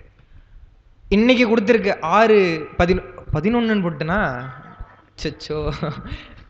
அதாவது இது எழுதுறப்போ ஏறத்தாழ ஒரு 2 மணி நேரத்துக்கு மேலே எழுதுறேன். நான் 2 பக்கத்துக்கு மேலே எழுத முடியல. நேற்று அவ்வளோ ஒரு கூட்ட இது டிராஃபிக் சென்னையில். நான் கோயம்பேட்டில் பேருந்து ஏறி மதுரவாயில் ஏரிக்கரையே வந்து 1.25 மணி நேரமாக போயிட்டுருக்கு. உடம்பு ரொம்ப முடியாமல் ரொம்ப லேட்டாக தான் வந்து வந்தேன். அப்படி ஏதோ தூக்கத்தில் எழுதுகிற மாதிரி இருக்குது. வேறு என்னென்ன பண்ணி வச்சுருக்கேன்னு தெரியல. அப்படி தேதி மட்டும் மன்னிக்கணும், தவறாக போட்டிருக்கேன். அது கொஞ்சம் திருத்திங்க இருந்தால். இந்த பாட்டில் ஊட்டும் நீர் சொன்னார் இல்லையா, அருமையான வரி. அதை ஔவையார் வந்து சொல்கிறாங்க நல்வழியில். ஆற்று பெருக்கற்று அடி சுடும் அந்நாளும் அவ்வாறு ஊற்று பெருக்கால் உலகூட்டும். அந்த அம்மாவோட பாட்டு பாருங்க, வெறும் ஒரு வெண்பாதான், எவ்வளோ அருமையான கருத்துக்களை சொல்லியிருக்காங்க. இதெல்லாம் வந்து பாடத்திட்டமாக இப்போ குழந்தைங்களுக்கு வைக்கலாம். எளிமையான பாட்டு தான். மறுபடியும் நான் படிக்கிறேன். ஆற்று பெருக்கு அற்று அடி சுடும் அந்நாளும் அவ்வாறு ஊற்று பெருக்கால் உலகு ஊட்டும். ஏற்றவர்க்கு நல்ல குடி பிறந்தார் நல்கூர்ந்தாரானாலும் இல்லை என மாட்டார் இசைந்து. எவ்வளோ ஒரு அருமையான ஒரு அந்த ஒப்புமை படித்து பாடியிருக்காங்க. என்ன சொல்கிறாங்கன்னா, ஆற்று மணல் ஆறு இருக்கே, அந்த ஆறு வந்து நீர் கொடுக்குது. அது எப்பயுமே கொடுக்குமாங்க? தண்ணி ஓடினா தானே வந்து கொடுக்கும். ஊரில் போலன்னா என்ன பண்ணுவீங்க? இப்போது காஞ்சி பாலாறு இருக்கிறது, பாலாறு ஓடலை, ஆனால் பாலாற்று நீர் வருதா இல்லையா? போர் போட்டு அந்த நிலத்தடி நீர் சுரந்து கொடுக்குது இல்லையா, வச்சிருக்கு இல்லையா? அதுதான் வந்து சொல்கிறாங்க. அதுவும் நம்மளுடைய அந்த பாலாறு சொல்லும் பொழுது செக்குடா எப்படி காவிரிக்கு சொல்கிறாரோ அதே மாதிரி சொல்லுவார் திருத்தொண்டர் புராணத்தில். பிள்ளை தெய்வர பெருகு பால் சொரிமுலை தாய் போல். இந்த மாதிரி ஒரு கற்பனை பாருங்க. தன்னுடைய அந்த தாயினுடைய ஜனங்களிலே பிள்ளை வந்து வருட எப்படி அந்த அன்பினாலே வந்து பால் சுரந்து தாய் கொடுப்பாலோ அதுபோல கொடுக்கக்கூடியது பாலாறுன்னு சொல்லி பாடுறார். உண்மையிலே அதெல்லாம் படிக்கும் போது ரொம்ப ஒரு இதாக இருக்கும். நம்ம போகும் பொழுதே எவ்வளோ ஒரு புண்ணிய பூமியில் நம்மலாம் இருக்கோம்னு சொல்லிட்டு. அதே மாதிரி இந்த காவிரிக்கு சொல்கிறார், உலகு ஊட்டும்னு சொன்னால் எப்படி ஊட்டும்? அந்த வரி அவர் எங்கே இருந்ததுன்னா நல்வழியில் இருக்கக்கூடியது. என்ன சொல்கிறார் ஔவையாருடைய பாட்டில், ஆற்று பெருக்கற்றுன்னு சொன்னால் தண்ணி ஓடலை, ஆறு வந்து பெருக்கம் இல்லாமல் இருக்கு. அடி சுடும் அண்ணாலும் நீங்கள் போகவே முடியல, கால் சுடுது அந்த மணல். அவ்வாறு அப்படிப்பட்ட அந்த நாளில் கூட ஊற்று பெருக்கால் உலகு ஊட்டும். ஊற்று நீர் கொடுத்து வந்து உலகுக்கு ஊட்டுதே அப்படின்னு சொல்லிட்டு என்ன சொல்கிறாங்க அவங்க, ஏற்றவருக்கு, ஏற்றவர்னு சொன்னால் கேட்குறாங்க இல்லையா, ஐயா எங்ககிட்ட இல்லை என்று இறப்பவர்களுக்கு நல்ல குடி பிறந்தார், உயர்ந்த குடியிலே பிறந்தவர்கள். அது இன்னொரு ஒரு நுட்பமும் பார்க்கணும். உயர்ந்த குடி பிறந்தவர்கள் சொன்னால் அவங்க தான் இப்படி கொடுப்பாங்கன்னு ஒரு பொருள். அப்படி கொடுத்தாதான் அது உயர்ந்த குடி என்பதும் பொருள். என்ன பண்ணுவாங்களாம், நல்கூர்ந்தாராயினும் ரொம்ப அவங்களே கஷ்டப்படுவாங்க, வறுமையில் இருந்தாலும் சரி. அவங்க என்ன பண்ணுறாங்களாம், இல்லை என மாட்டார், இல்லைன்னு சொல்ல மாட்டாங்களாம். எப்படி தன்னிடத்தில் நீர் இல்லைனாலும் ஊற்று நீர் கொடுக்குது இல்லையா, அது மாதிரி இசைந்து அவங்க கேட்ட உடனே இசைந்து பொருளோ உணவோ கொடுப்பாங்கன்னு சொல்லிட்டு அருமையான கற்பனையில் அவங்க பாடுறாங்க. அப்படி ஊட்டுவது தான் உலகு ஊட்டுதல். அதைத்தான் நம்ம காவிரிக்கு சொல்கிறார். அதே அப்படியே வந்து நம்முடைய பாலியாற்றிலும் சேக்கிழா பெருமான் சொல்லுவார். செய்ய பூமகள் என்றால் செம்மை செய்யும் பூமித்தாய், இதெல்லாம் சொல்லியாச்சு. செவிலித்தாய் என்றால் வளர்ப்புத்தாய். அடுத்த பாட்டு பார்ப்போம். மாலின் உந்திச்சுழி மலர்தன் மேல் வரும் சால்வினால் பல்லுயிர் தருதன் மாண்பினால் கோலனர் குண்டிகை தாங்கும் கொள்கையால் போலும் நான்முகனையும் பொன்னிமானதி.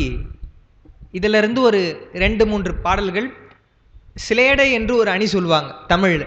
அந்த சிலேடை அணியாக இருக்கும். ரொம்ப பிரபலமாக எல்லாருக்கும் தெரிந்த சிலேடை பாடிட்டு சொல்ல உடனே, சிலேடைக்குன்னா காலமேக புலவருடைய பாட்டில் நிறைய சொல்லுவாங்க. அதில் ஒன்று சொல்லுவாங்க, அவர் வந்து நாகை மாவட்டம் இருக்கு இல்லையா, அந்த நாகை மாவட்டத்தில் ஒரு அன்னச்சத்திரம், அந்த காலத்தில் புலவர்கள்னு சொன்னால் அவங்களுக்கெல்லாம் போகிற வழியில் அன்னச்சத்திரங்களில் அவங்க சாப்பிடுவாங்க, தங்கி ஓய்வெடுத்து போவாங்க, அப்படிலாம் இருக்கும். இப்போ வந்து குறைவு, புலவர்களும் அப்படி போகிறது இல்லை, எல்லா வசதிகளும் இருக்குது. நம்ம தான் அதில் செல்ஃபோன்லேயே ஆர்டர் பண்ணி சாப்பிட்டுக்கிறோன்னு பார்க்குறோம், வசதி தான் அது. அப்போ அதெல்லாம் இல்லை இல்லையா. அவர் போய் காலமேக புலவர் ஏதோ போயிருக்கார். அந்த சத்திரக்காரனுடைய போராத காலம் சரியாக அவன் வந்து நேரத்துக்கு போடலை, சாப்பாடு போடலை. ஒரு உடனே கோவம் வந்துருச்சு. கோவம் வந்த உடனே புலவர்கள் பாராட்டியும் வந்து பாடுவாங்க, திட்டியும் பாடுவாங்க. அது மாதிரி என்ன பண்ணார் இவர், ஒரு திட்டி ஒரு வெண்பாவை பாடிட்டார். கத்து கடல் சூழ் நாகை காத்தான் தன் சத்திரத்தில் அஷ்டமிக்கும் போதும் அரிசி வரும், குத்தி உலையிலிட ஊரடங்கும், ஓர் அகப்பை அன்னம் இலையிலிட வெள்ளி எழும் அப்படின்னு பாடிட்டு போயிட்டார். அப்படி பாடின உடனே அவன் வந்துட்டு ஐயா அப்படின்னு காலில் விழுந்துட்டான். என்னங்க நீங்கள் இப்படி பாடிட்டு போயிட்டீங்க, யாரும் வரமாட்டாங்களே எங்களுடைய இதுக்கு. என்ன பாடினார்னா, கத்துக்கடல்னு சொன்னால் அலை வந்து வந்து ஓசைனாலே இரைச்சலுடைய கடல். கடலில் போனால் அந்த தெரியும், சத்தம் எப்பயும் இருந்துக்கிட்டே இருக்கும். சூழ்ந்த நாகை காத்தான், நாகை காத்தான்னா அவனுடைய ஒரு பேர் வச்சுங்களேன், புனைப்பெயர் மாதிரி வச்சுங்க. அவனுடைய சத்திரத்தில் அஸ்தமிக்கும் போதும் அரிசி வரும். சாப்பாடு போடியான்னு சொன்னால் மதிய சாப்பாடுக்கு எப்போ வரும் அரிசின்னு சொன்னால் அரிசியே சாயங்காலம் தான் வருமா. அஸ்தமிக்கும் போது அரிசி வரும். குத்தி உலையிலிட, அரிசி அரிசியாக வருமா சார் இப்போ வர மாதிரின்னு சொன்னால் நெல்லாக தான் வருமா. அதை குத்தி உலையில் போடும்போது எப்போ போடுவான்னு சொன்னால் ஊர் அடங்கும், எல்லாரும் நல்லா படுத்து தூங்கிடுவாங்க. ஒரு 10 மணின்னு வச்சுங்களேன், அப்போ தான் உலைய வைப்பாங்களாம். ஒரு அகப்பை அன்னம், சரி இவ்வளோ பண்ணுறியே, நல்லா பசியோடு இருக்கிறவங்களுக்கு வயிறார சோறு போடுவியாயா அப்படின்னா அதையும் போட மாட்டான். ஒரு அகப்பை அன்னம் தான், கொஞ்சம் தான் போடுவானாம். அப்படி போட்டால் வெள்ளி எழும்ட்டார், விடிவெள்ளியே வந்துடும் அப்படின்னா 4 மணி 3 மணி ஆகிடும், இப்படி போடுறியப்பா அப்படின்னு சொல்லிட்டு திட்டிட்டு பாடிட்டு போயிட்டார். அவன் கேட்ட உடனே, அதுதான் தமிழ் புலவர்களுக்கு சொல்லுவாங்க, எப்படி வேணா நீங்கள் வந்து அதை சொல்லலான்ட்டு, அதை அப்படியே ஸ்லேடை போல் மாற்றிட்டார். இருப்பா அப்படின்ன உடனே இவன் என்ன கேட்குறான், இப்படி பாடிட்டீங்க சாமி, யார் வந்து வருவாங்க இதுக்கப்புறம் என் சத்திரத்துக்குன்னு உடனே சரின்னு சொல்லிட்டு இவர் இன்னொரு பாட்டு பாடுறதுக்கு மனசு வரல காலமேக புலவருக்கு. இப்படி பண்ணவனை எப்படி புகழ்ந்து பாடுறதுன்னு சொல்லிட்டு இதையே நான் மாற்றி சொல்கிறேன், யாருன்னா கேட்டாங்கன்னா இப்படி சொல்லிக்கோ அப்படின்னு சொல்லி சொன்னார். என்ன சொல்லு, கத்து கடல் சூழ் நாகை காத்தான் தன் சத்திரத்தில் அஸ்தமிக்கும் போதும் அரிசி வரும். அப்போ வருதுன்னு இல்லை, காலையிலேருந்து வருமா, பல பேர் சாப்பிட்டு சாப்பிட்டு போகிறாங்க, சாயந்தரம் வரைக்கும் வரும்பா. குத்தி உலையிலிட ஊரடங்கும், அந்த நெல்லு குத்துற சத்தம் கேட்ட உடனே வீட்டில் யாரும் சமைக்க மாட்டாங்களாம். ஆஹா இங்கே பிரமாதமான சாப்பாடு போடுறாங்களே என்று எல்லாம் இங்கே வந்து சாப்பிட்ருவாங்க. ஒரு அகப்பை அன்னம் இலையிலிட, கொஞ்சம் வைக்கிறான்னு இல்லை, அந்த ஒரு கரண்டி அப்படி வைத்த உடனே வெள்ளி எழும். வெள்ளின்னு சொன்னால் அந்த விடிவெள்ளி இல்லையா, விடிவெள்ளி போல் வெண்மையாக இருக்குமா அந்த சோறு. ஏதோ சரியில்லாத சோறு போட்டுலப்பா, ரொம்ப அருமையான அரிசி, பொன்னி அரிசின்றாங்களே பாஸ்மதி அரிசின்னு, அது மாதிரி வந்து ஒரு சோறு போடுறப்பா நீ அப்படின்னா சொல்லும் பொழுதே எப்படி இருக்கு இல்லையா நமக்கு, அதை மாதிரி போடுற, அப்படி சொல்லிக்கப்பா அப்படின்னு சொல்லிட்டார். அந்த ஸ்லேடை அணி ரொம்ப தமிழுக்கு ஒரு இயல்பாக அழகாக அமைந்த ஒரு அணி. அது மாதிரி இவர் வந்து பாடுறார், ஒப்புமை சொல்லி பாடுறார் ஸ்லேடை அணியாக. என்ன சொல்றார், நான்முகனையும் காவிரியையும் ஒப்புமைப்படுத்துகிறார் 54வது பாட்டில். மாலின் உந்திச்சுழி மலர்தன்மேல் பாட்டில் நான் எழுதியிருக்கேன். அது காவிரிக்கு ஆங்கால், காவிரிக்கு சொன்னால் எப்படி சொல்லணும்னா, மால் என்று சொன்னால் பெரிய பெரிய, அது மலைகள்ல இருந்து வருது இல்லையா அந்த காவிரி. உந்திச்சுழி, சுழின்னு சொன்னால் நீர் சுழி, நீர் வரும்பொழுது அந்த சுழி வந்து வரும் இல்லையா, நீரில் குமிழி அப்படின்லாம் குமரகுருபரர் பாடுறார் அந்த நிலையாமையை பாடும்பொழுது. அப்படி பெருகி வரும் நீர்ச்சுழி. மலர்தல், மலர்தல்னு சொன்னால் தாங்கி வருதல், அந்த நீர்க்குமிழிகளை எல்லாம் தாங்கி கொண்டு காவிரி வருகிறதா காவிரிக்கு சொன்னான். பல்லுயிர் தருதல் சொல்றார் இல்லையா, பல்லுயிர் தருதன் மாண்பினால், என்னன்னா பல உயிர்களுக்கு உணவு தருதல், உணவாக இருத்தல் சொல்லிட்டு குண்டிகை தாங்கல், குண்டிகை தாங்கல்னு பாட்டில் சொல்றார். என்னன்னா காவிரி நமக்கு தெரியும், அகத்தியருடைய கமண்டலத்தில் குண்டிகையில் இருந்தது, குண்டிகைனா கமண்டலம் தான், அதில் இருந்தது அப்படின்னு சொல்லிட்டு இது 3 காவிரிக்கு சொல்லிட்டார். அப்படியே அந்த நான்முகனாகிய பிரம்மனுக்கு பாருங்க, கீழே எழுதியிருக்கேன், நான்முகனுக்கு ஆம்கால் திருமாலின் உந்தியில் தோன்றி, அவர் பாட்டு அந்த மாதிரி தான் பாடுறார். உந்திச்சுழி மலர்தன் மேல், மலர்தல்னா அங்கிருந்து வருதல், தோன்றுதல். ஏன்னா பிரம்மா தெரியும், திருமாலுடைய அந்த உந்திக்கமலம் கொப்புள் சொல்றோம் இல்லையா, அதுல இருந்து வந்தவர் தோன்றி உயிர்களை படைக்கும் தொழில் செய்து மலர்தன் மேல் பல்லுயிர் தருதல் இருக்கு இல்லையா. காவிரி என்ன பண்ணுது, பல உயிர்களுக்கு உணவு தருது, அதனால பல்லுயிர்களை வளர்க்குது. இவர் என்ன பண்றார், உயிர்களை படைக்கிறார். உயிர்களை படைக்கிறார்னா உயிரை படைக்கல, உயிருக்கு தேவையான அந்த தனு கரண போன போகங்களை பெருமானுடைய அந்த அருளானையால் படைக்கிறார். படைச்சிட்டு கமண்டலத்து இருந்தது அப்படின்னு சொல்றப்போ கையில கமண்டலம் வைத்துக் கொண்டிருக்கிறார். அது வந்து பிரம்மனுடைய அந்த புராணத்துல சொல்லுவாங்க, அவருடைய தோற்றத்திலே கையில அந்த கமண்டலம் வைத்துக் கொண்டிருப்பார். நான்முகம் கமண்டலம் எல்லாம் பிரம்மனுடைய குறி. அதை சொல்றார். அப்போ பாட்டு நம்ம பார்த்தோம்னு சொன்னா, எப்படி வந்து பிரம்மன் திருமாலுடைய உந்தியிலை தோன்றினானோ அதுபோல் காவிரி நீர்ச்சுழிகள் உடையதா இருக்குது. கமண்டலம் கையில் வைத்து கொண்டிருப்பது போல கமண்டலத்திலிருந்து வந்தது.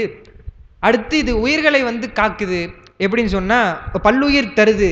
அதுபோல பிரம்மனும் பல்லுயிர் தருகிறான் என்றால் காவிரியும் நான்முகனும் ஒன்று போல இருக்கிறது சொல்லிட்டு இந்த 3 செய்தி சொல்றார்.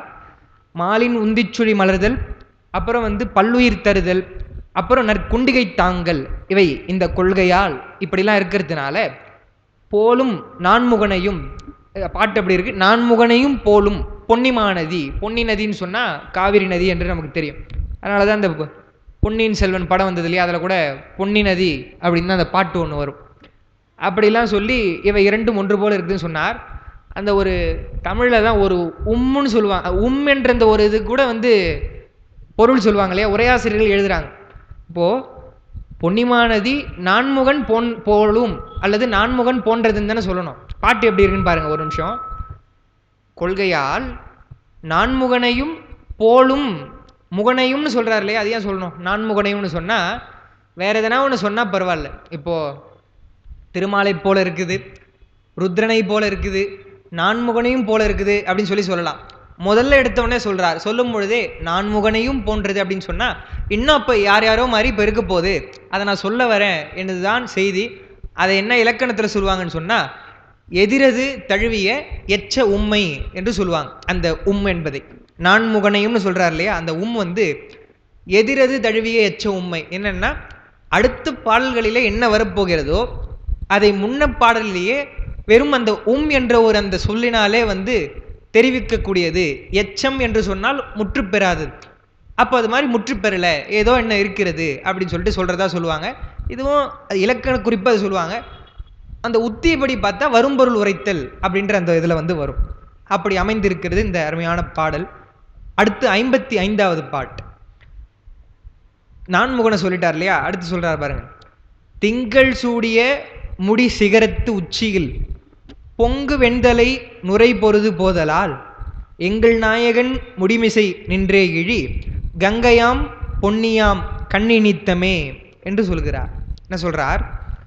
இந்த பாட்டில் கங்கையையும் காவிரியையும் ஒப்பமைப்பட ஸ்லேடையாக கூறியது என்று எழுதியிருக்கிறேன். 2வது பக்கம் வந்து எடுத்து 2வது பக்கத்தில் கங்கைக்கு நம்ம இந்த பாட்டு சொல்கிறோன்னு சொன்னால் எப்படி சொல்லலாம்னா, பெருமான் தலையிலே பித்தா பிறை சூடின்னு பாடுறோம். திங்கள் சூடிக்கொண்டிருக்கிறான். அதனால பெருமானுடைய தலையிலே இருக்கக்கூடிய அந்த கங்கை வெண்தலை மாலையெல்லாம் இருக்க அந்த இதில் வருதுன்னு சொன்னால், வெண்மையான தலைமாலை அணிந்த அந்த சிவபெருமானுடைய தலையிலிருந்து வருது என்று கங்கைக்கு சொல்லலாம். இந்த வெண்தலை மாலை சூடிய பிரான் என்றெல்லாம் திருமுறைகளில் வரும். அந்த வெண்தலைன்னா என்ன, ஒன்றும் இல்லை, பிரம்ம கபாலம் விஷ்ணு கபாலம் போன்ற அந்த தலைகள் தான். அதுதான் வெண்மையான அந்த எலும்பு இல்லையா, அதை தாங்கி கொண்டிருக்கக்கூடிய பெருமானிடத்திலிருந்து வருது, அங்கதெல்லாம் வருதுன்னு கங்கையை சொல்லுவாங்க. சொல்லிட்டு காவிரிக்கு எப்படி சார் இது சொல்லலாம் என்று சொன்னால், அந்த சிகரத்தையே வந்து சொல்லுவாங்க. அதாவது உயரம் இருக்கு இல்லையா, உயரத்தை சொல்லும்பொழுது கம்பராமாயணத்தில் கூட பாட்டு வந்து வரும். வாலி வதைப்படலத்தில் வாலி வந்து எழுந்திருப்பான். அதாவது ஐயோ பாடத்திட்டத்தில் இருந்தால் கூட டக்குன்னு வந்து மறந்து, சுக்ரீவன் இருக்கான் இல்லையா, சுக்ரீவன் வந்து ரொம்ப பயந்தவனாக இருந்துட்டு என்ன பண்ணுவான், போருக்கு இவன் வந்து அழைத்துட்டு, அதுதான் என்னைய மறந்து போச்சுன்னு சொன்னால், இப்போ இங்கே பொது தமிழில் இருக்குது, இந்த வினாக்கு எழுதினா தானே, நான் இதை வந்து விட்டுட்டேன், நான் வேற ஒரு கொஷின் வந்து எழுதுனால மறந்து போச்சு. சுக்ரீவன் என்ன பண்ணால் வேகமாக வந்து கூப்பிட்றான், வாலி வாப்பா நீ போருக்கு வாப்பான்னு சொன்ன உடனே அவருடைய அந்த மனைவி இருக்கா இல்லையா, வாலியினுடைய மனைவி தாரை வந்து என்ன சொல்லுவா, உங்களை வந்து பார்த்தாலே பயந்து போனவன் அவன் போய் வந்து கூப்பிட்றான்னு சொன்னால் ஒரு செய்தி ஒன்று இருக்குங்க, உங்களுக்கு தெரியாது என்று அவள் சொல்கிறான். சொன்ன உடனே அவனுக்கு கோபமாக எழுந்திருப்பான். அப்படி எழுந்திருக்கும் போது என்ன சொல்லுவாங்களா, அவன் எழுந்த உடனே அவனுடைய அந்த கிரீடம் இருக்கு இல்லையா, கிரீடம் பட்டு மேலே இருக்கக்கூடிய நட்சத்திரங்கள்லாம் விழுந்தன அப்படின்னு சொல்லுவாங்க. உயர்வு நவிர்ச்சி அணிதான் அது. என்னன்னா அந்த அவ்வளோ உயரமாக கம்பீரமாக எழுந்து நிற்கிறான், அப்போ சோம்பலாக வரக்கூடாது இல்லையா? அப்புறம் அவன் சொல்லுவான் அந்த மாதிரி ஏன் வரான்னு சொன்னால் ராமன் வந்து துணையாக இருக்கிறான் அவனுக்குலாம் பாட்டு வரும். சும்மா அந்த உயரத்துக்கு சொல்கிறதுனால சொல்கிறேன். அது இவர் எப்படி சொல்கிறார், பாட்டு நம்ம பார்த்தா தெரியும். திங்கள் சூடிய முடி சிகரத்து உச்சியில், சிகரம்னு சொல்கிறார் பாருங்க. பெருமானுடைய அந்த சடையிலே உச்சியிலேருந்து வரக்கூடியது கங்கை.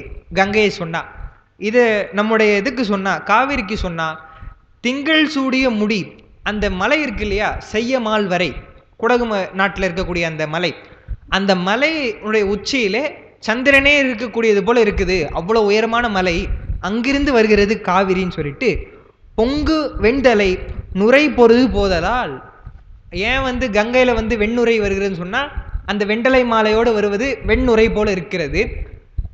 காவிரிக்கு எடுத்துக்கொண்டீங்கன்னு சொன்னால் நுரை வருது, இயல்பா நுரை வருது. அதுதான் முன்னாடி பாட்டில் கூட சுழி வருகிறதுன்னு சொன்னார் இல்லையா, அந்த நுரை எப்படி இருக்குன்னு சொன்னால் வெண்தலை மாலை போல இருக்கிறது என்று சொல்லி கங்கைக்கும் காவிரிக்கும் இரண்டு சொல்லிட்டார். போதலால் எங்கள் நாயகன் முடிமிசை நின்றே இழி கங்கையாம் பொன்னியாம் கண்ணினித்தமே சொல்லி அந்த கங்கையாறு இருக்குது இல்லையா, கண்ணினித்தமேனா அந்த கங்கை இது காவிரியாரும் அந்த கங்கையாரும் வரக்கூடிய அந்த நீர் பெருக்கு, அது வருவது எப்படி இருக்குன்னு சொன்னா காவிரி கங்கை மாதிரியே இருக்கிறது என்று சொல்லி சொல்றார். சொல்லிட்டு அடுத்த பாட்டு சொல்றார். இதுவும் வந்து ஆமா, இதுவும் ஒப்புமையா சொல்றது தான். 56வது பாட்டு. வண்ண நீள் வரைதர வந்த மேன்மையால் எண்ணில் பேரறங்களும் வளர்க்கும் ஈகையால் அண்ணல் பாகத்தை ஆளுடைய நாயகி உன்னெகிழ் கருணையின் ஒழுக்கம் போன்றது எல்லாம் சொல்லிட்டார். உமையம்மையை சொல்றார். உமையம்மைக்கும் காவிரிக்கும் ஒப்புமை சொல்றார். அதுதான் எழுதியிருக்கேன். உமையம்மைக்கு சொன்னா இந்த பாட்டை சொன்னா வண்ண நீள்வரை தர வந்த மேன்மையால், வண்ண நீள்வரை என்று சொன்னா அழகு பொருந்திய மலை, வரைனா மலை நமக்கு தெரியும். இமய மலையத்துவசனுடைய மகளாக பிறத்தல், இமவான் பெற்ற கோமலமே அப்படின்லாம் பாட்டில் வந்து வரும். அப்போது அந்த மலையரசனுடைய மகளாக பிறந்தால் திருவிடையார் புராணத்தில் கூட அந்த செய்திலாம் வரும். உமையம்மை பிறந்தாங்க. அப்படி வந்தது போல காவிரிக்கு சொன்னால் எப்படி வருது, வண்ணநீள் மலை என்று சொன்னால் இமயமலை சொல்லாமல் அந்த செய்யமால் வரை, செய்யமால் வரையிலிருந்து வருதுன்னு சொல்லலாம். மேன்மையால் எண்ணில் பேரறங்களும் வளர்க்கும் ஈகையால், உமையம்மை என்ன செய்தாங்க, அறம் செய்தாங்க. இமயவானுடைய அந்த மகளாக பிறக்கும் போது செய்யலை, அது ஒரு புராணம். அறம் செய்தது எப்பன்னு கேட்டால் நம்முடைய காஞ்சிபுரத்திலே காமாட்சியாக இருந்து அறம் செய்கிறாங்கன்னு பார்க்கிறோம். அதுதான் கிண்டல் பண்ணுறார் சுந்தரமூர்த்தி சுவாமிகள். அறம் செய்கிறாங்கன்னு சொன்னால் உன்னுடைய மனைவியே அறம் செய்கிறாப்பா, 32 அறம் செய்கிறா, நீ அவகிட்ட போய் வந்து கேட்காம நீ போய் வீடு வீடாக பிச்சை எடுக்கிறியே, நியாயமா இது? உங்கள் வீட்டம்மா கிட்ட கேட்டாலே சோறு போட போகிறாங்க, நீ ஏன் போய் பிச்சை எடுக்கிற அப்படின்னு சொல்லி கேட்குறார். உங்ககிட்ட நான் வந்து கேட்குறேன் பார், என்னுடைய காலம் அப்படின்னு சொல்லிட்டு தான் வாரிரும் குழல் வாழ் நெடுங்கண் மலைமகள் மது விம்மு கொன்றை தாரிரும் தடம் மார்பு நீங்கா தையலால். அந்த உயமை இருக்காளே அவ என்ன தையலால் உலகுய வைத்த காரிரும் பொழில் கச்சி மூதூர் காமக்கோட்டம் உண்டாக. அப்பா அவளே காமக்கோட்டத்திலிருந்து அறம் செய்கிறா, நீர் போய் ஊரிடும் பிச்சை கொள்வது என்ன? வீடு விடா போய் நீ வந்து கேட்குறே, உன்னை என்ன சொல்றது, ஓனகாந்தன் தளி ஒளிகிறே. ஏன்னா அவருக்கு கொடுக்கல இல்லையா, கொடுக்கலன்னா கோவம் வந்துடும், திட்டிடுவார் சுந்தரமூர்த்தி சுவாமி. திட்டிடுவார்னா கேட்குறார், உன்னை விட்டா வந்து யார்கிட்ட கேட்கறதுன்னு. அது அதை விட முன்னாடி பாட்டு திங்கள் தங்கு, அதில் ஒருத்தரையாக சொல்கிறார், யார்கிட்டப்பா நான் போய் கேட்பேன், உங்ககிட்ட தான் கேட்பேன். திங்கள் தங்கு சடையின் மேலோர் திரைகள் வந்து பொருளை வீசும். கங்கை கிட்ட கேட்க முடியுமா? கங்கையால் வாய் திறவாள், எதுவும் சொல்ல மாட்டா. கணபதியேல் வயிறு தாரி, நான் கணபதி கிட்ட கேட்க முடியாது, அவரே வந்து அவருக்கே பத்தாது, அவரே சாப்பிடக்கூடியவர். கங்கையாலில் வாய் திறவாள் கணபதியே வயிறு தாரி. அம்கை வேலோன் குமரன் பிள்ளை, அவர் சின்ன பையன், அவர்கிட்ட நான் கேட்க முடியாது. ஆழியால் கோல் தட்டி ஆளால், சரி உமையம்மை கிட்ட கேட்போன்னு சொன்னா அந்த அம்மா நீ சொல்றது தான் கேட்பாங்க. அவருக்கு அந்த மாதிரி ஒரு ஒய்ஃப் அமைச்சிருக்காங்க பாரு, அவர் சொல்றதை கேட்டு தான் செய்வாங்கன்னு சொல்லி பெருமான் அவனுக்கு அப்படி இருக்காங்க, அவங்க கிட்ட கேட்க முடியாது. உங்களுக்கு ஆட்சி செய்ய மாட்டோம் ஓனகாந்தன் தலைவர், நான் என்னதான்பா பண்றது, உங்ககிட்ட வந்து நான் அடிமையா வந்துட்டு நான் படுற கஷ்டம் இருக்கே, சொல்ல முடியாதுன்னு சொல்லி ரொம்ப கிண்டலா பாடுறார். அப்போ நம்ம ஊர்ல தான் வந்து உமையம்மை அறம் செய்கிறாங்க. அதுவும் சேக்கிழார் சொல்றார், ஆகமத்தை கேட்ட அந்த ஒரு தெளிவினால் பெரும் ஆசை வருதான் அந்த அம்மாவுக்கு. ஏன்னா நமக்கு கூட ஆசை வரும், உலகியல்ல பல ஆசை வரும். ஏதோ நம்ம வீடு வாங்கணும், நல்ல மார்க் வாங்கணும், செல்வம் வாங்கணும், திருமணம் நல்லா இருக்கணும், அதெல்லாம் வரும். பெருமானிடத்திலே அன்பு வந்து நம்ம வீடு பேர் சீக்கிரமாக எழுதணும், நல்ல இறைவனுடைய அருள் நமக்கு வந்து வரணும், திருமுறைகளை படிக்கணும். அது எப்போ வரும்னு சொன்னா இது போன்ற செய்திகளை கேட்கும் போது தான் அந்த ஆசை வரும். அது மாதிரி ஆகமத்தை கேட்டு அந்த பயனா என்ன உங்களுக்கு தோணுதுன்னு சொன்னா, எண்ணில் ஆகமம் இறைவர் பாட்டில் அதான் சொல்றாங்க. உள்ளவாறு கேட்டு அருளிய பிறகு என்ன வருது, ஆதரித்துனா விரும்பி பூஜை செய்யணும்னு கேட்கறாங்கன்னு சொல்றோம். அப்ப பூஜை செய்து அந்த பலனாகத்தான் கேட்கறாங்க. நான் அறம் செய்யணும் என்று கேட்டு பூஜை செய்வதோட அவங்களோட இது முடிஞ்சிருச்சு, கைலாயத்திற்கு போயிருக்கலாம். இங்க வந்து நம்ம செஞ்சிருக்கோமே, இங்க இருக்கிறவங்களுக்கு அறம் செய்ய வேண்டும் என்றுதான் அந்த 2 நாழிகை நெல்லை கொண்டு 30ஓடு 2 அறம் புறக்கும் என்று சேக்கிழார் சுவாமிகள் சொல்லுவார். அப்படி அவங்க அறம் செய்யறாங்க. அதுதான் வந்து சொல்றார், எண்ணில் பேரறங்களும் வளர்க்கும் ஈகையால். அந்த அம்மா தான் அப்படி அறம் வளர்க்கிறாங்கன்னு நினைச்சா, காவிரி என்ன செய்யுதுன்னு சொன்னா முன்ன பாட்டுல எல்லாம் சொல்ற மாதிரிதான், தானும் ஒரு உணவாக இருக்குது, அது இல்லாம வந்து உணவியும் தருது, அது இல்லாம சிவபூஜைக்கு உதவுகிறது. அதுதான் மிக முக்கியமா சொல்றார். அந்த அம்மா செய்த அறமும் அப்படித்தானே. அறம் செய்து உலகியல்ல நல்லா இருந்துட்டீங்கன்னா அருளியலுக்கு வந்து நீ பூஜை செய்வான்றதுக்காக அவங்க செய்யறாங்க. அப்படியே அவங்க சாப்பாடு போட்டாங்கன்னா சாப்பிட்டு நம்ம இருக்கிறதுக்காக இல்லை. அடுத்து என்ன பண்ணணும், அடுத்து பெருமான இடத்துல போய் வழிபடணும். அதுக்கு துன்பம் இல்லாம தான் அவங்க அறம் செய்யறாங்களே தவிர அவங்களிடத்திலே போய் அப்படியே நம்ம இருந்ததுக்காக அவங்க செய்யலை. அதான் குறிப்பா சொல்றார், எண்ணில் பேரறங்கள் செய்யற அந்த உமையம்மை செய்தது போல இந்த காவிரி என்ன பண்ணுது, உணவும் அந்த தானும் உணவா இருந்து உணவையும் தந்து சிவபூஜைக்கு உதவக்கூடிய அந்த மலர்களை அடித்து வந்து தருது. அது சொல்லுவார், என்ன நல்லா அடித்து வருது, தான் வந்து நீரை தந்து சிவபூஜை செய்வதற்கு ஏதுவாக இருக்கிறது என்று சொன்னால் உன்னையும் உமையம்மையும் ஒன்றா சொல்லலாம் இல்லையான்னு சொல்றார். ஈகையால் அண்ணல் பாகத்தை ஆளுடைய நாயகி, அண்ணலாகிய சிவபெருமானுடைய பாகத்தை ஒரு பாகமுடைய உமையம்மை உன்னெகிழ் கருணையின் ஒழுக்கம் போன்றது. அவங்களுடைய உள்ளத்திலே இருந்து வந்த அந்த கருணை இருக்கு இல்லையா, ஏன்னா அறம் செய்யறாங்க இல்லையா, அது மாதிரி கருணை உடைய ஒழுக்கம், உன்னுடைய ஒழுக்கம்.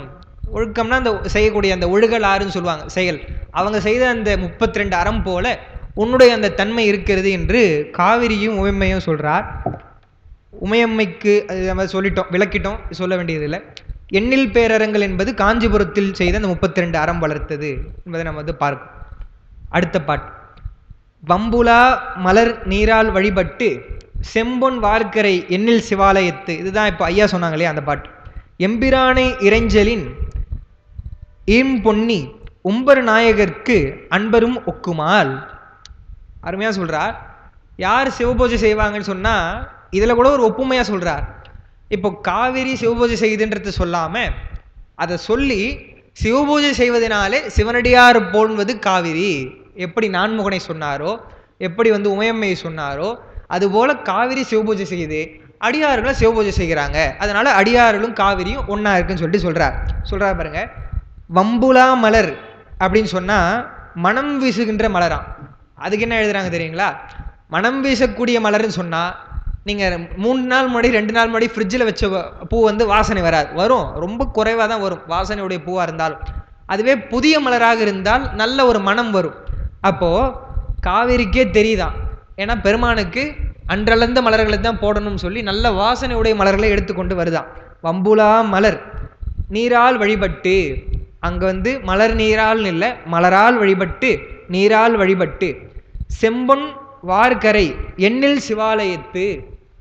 சொல்லுவாங்க பாடல் பெற்ற தலங்களிலே காவிரி அந்த காவிரி இருக்கக்கூடிய சோழ நாட்டிலே 2ஆ சொல்லுவாங்க, காவிரி வடகரை காவிரி தென்கரை என்று. அவ்வளவு பெரும்பாலும் இருக்கக்கூடிய இதுதான் நம்முடைய சோழ நாடு, தனிச்சிறப்பு இல்லையா. அவ்வளவு சிவாலயத்தையும் வணங்குகிறது. எம்பிரானை இறைஞ்சலின், இறைஞ்சுதல்னு சொன்னா வணங்குதல். பொன்னி உம்பர் நாயகர்க்கு அன்பரும் ஒக்குமால்.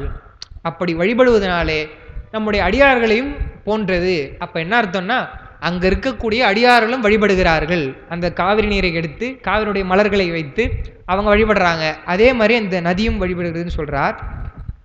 அதுதான் நம்முடைய ஞானசம்பந்தருடைய தேவாரத்திலே, இது நெய்த்தானம், அதை நான் தலத்தை எழுத மறந்துட்டேன், நெய்த்தானம் தலம், அதுல பாடுறார். நுகர்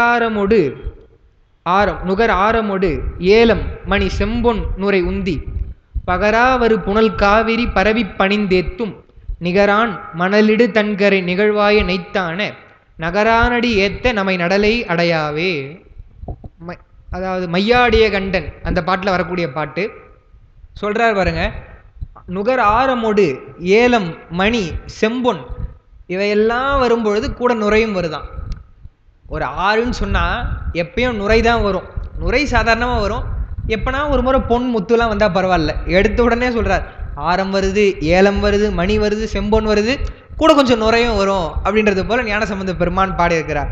அதையெல்லாம் வரக்கூடிய பகராவரு புனல் காவிரி, அப்படி வரக்கூடிய காவிரின்னு பாடல, அந்த காவிரி பரவி பணிந்து ஏத்தும் அந்த நெய்த்தான பெருமான் என்று ஞானசம்பந்த பெருமான் பாடுகிறார் என்று சொன்னால் காவிரி வழிபடுகிறது என்பதை அவங்க பாடியிருக்காங்க. இதெல்லாம் சேக்கிழார் பெருமான் படிச்சிருப்பார் இல்லையா?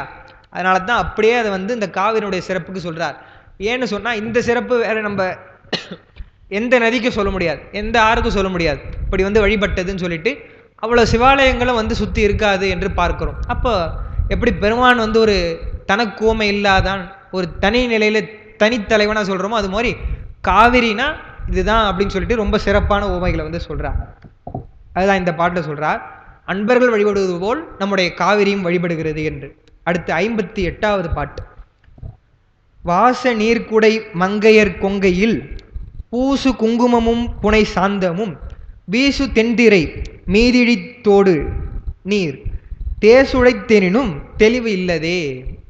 ஒரு அங்க நடக்கிற காட்சியை சொல்றார். காவிரி ஆற்றங்கரையில இளம்பெண்கள்லாம் வந்து நீராடுகிறார்களாம். அந்த செய்தியை சொல்றார். என்னன்னு சொன்னா, வாசநீர் குடை மங்கையர் கொங்கையில், அந்த நீரே பொதுவாக வந்து மலையிலிருந்து வருது, பல மூலிகைகள்லாம் அடித்து கொண்டு வருது, அதனால அந்த நீரே நல்ல வாசமுடைய நீர்களாக இருக்கிறது. குடை அப்படின்னு சொன்னா குடைந்து ஆடுதல், நீர் குடைந்து ஆடுவோம்னா திருவம்பாவையிலே கூட வரும். அப்படி குடைந்து ஆடக்கூடிய மங்கையர், மங்கையர்னு சொன்னா இளம்பெண்களுடைய அந்த மார்பிலே பூசு குங்குமமும் புனை சாந்தமும் வீசு தென்திரை அப்படின்னார். என்னவா? அவர்கள் அந்த அணிந்திருக்கக்கூடிய குங்குமமும் சந்தனத்தையும் வீசு தென்திரை மீதிழித்தோடு நீர். உரையாசிரியர்கள்லாம் ரொம்ப அருமையாக இதுக்கு வந்து உரை எழுதுகிறார்கள். அவங்க வந்து நீராடும் பொழுது அவங்க வந்து சிரமப்பட்டு குளிக்கணுன்றது கூட இல்லை, அவ்வளோ வேகமாக அந்த அலை வருகிறது, நீராடுறதுக்கு அவங்க இறங்கினா போதும், அந்த அலையே வந்து அவர்களுக்கு நீராட்டுவது போல. இப்போ நம்ம ஷவர்னு சொல்கிறோம் இல்லையா, அது மாதிரி வந்து இருக்குது. ரொம்ப மகிழ்ச்சியாக இளம்பெண்கள் எல்லாம் நீராடுகிறார்கள். அப்படிப்பட்ட தேசுடைத்தேனினும் தெளிவில்லதே, அப்படிப்பட்ட காவிரின்னு சொல்லிட்டு நம்ம பாட்டு எப்படி இருக்குன்னு சொன்னால், தேசுடைத்தேனினும் தெளிவில்லது, ஒளி பொறிந்து இருந்தாலும் தெளிவில்லாமல் இருக்குன்னு சொல்கிறாங்க. எப்படி எடுத்துக்கணும்னா, தெளிவில்லதே எனினும் தேசு உடைத்து, அதாவது லேசான அந்த கலக்கம் வந்து இருக்குதான், தண்ணி கலக்கமா இல்லை, இவர்களுடைய அந்த குங்குமமும் சந்தனம் முதலியவையெல்லாம் சேர்ந்ததுனால தான் கலக்கமாக இருக்குன்னு சொன்னால், அப்போ சிறப்பாக உடையது, ஒளி பொருந்திய தன்மை உடையது காவிரி என்று சொல்லிட்டு சொல்கிறார்.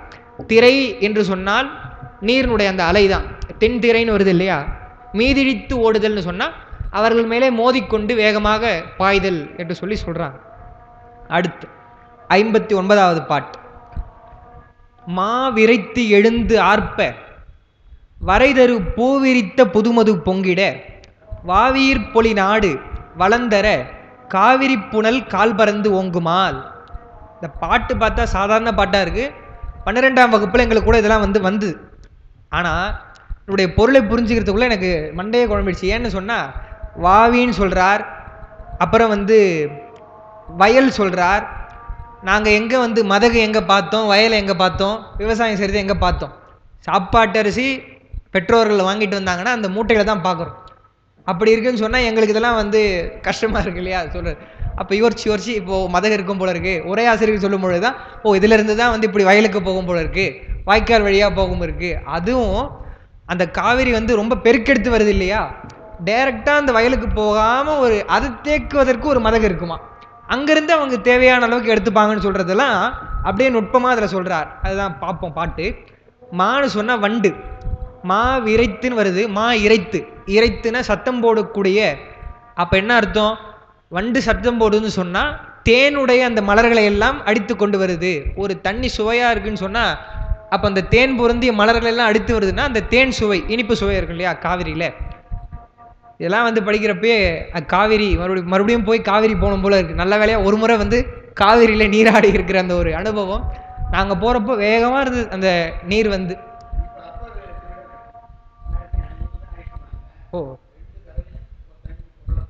ஓ மகிழ்ச்சி மகிழ்ச்சி மகிழ்ச்சி.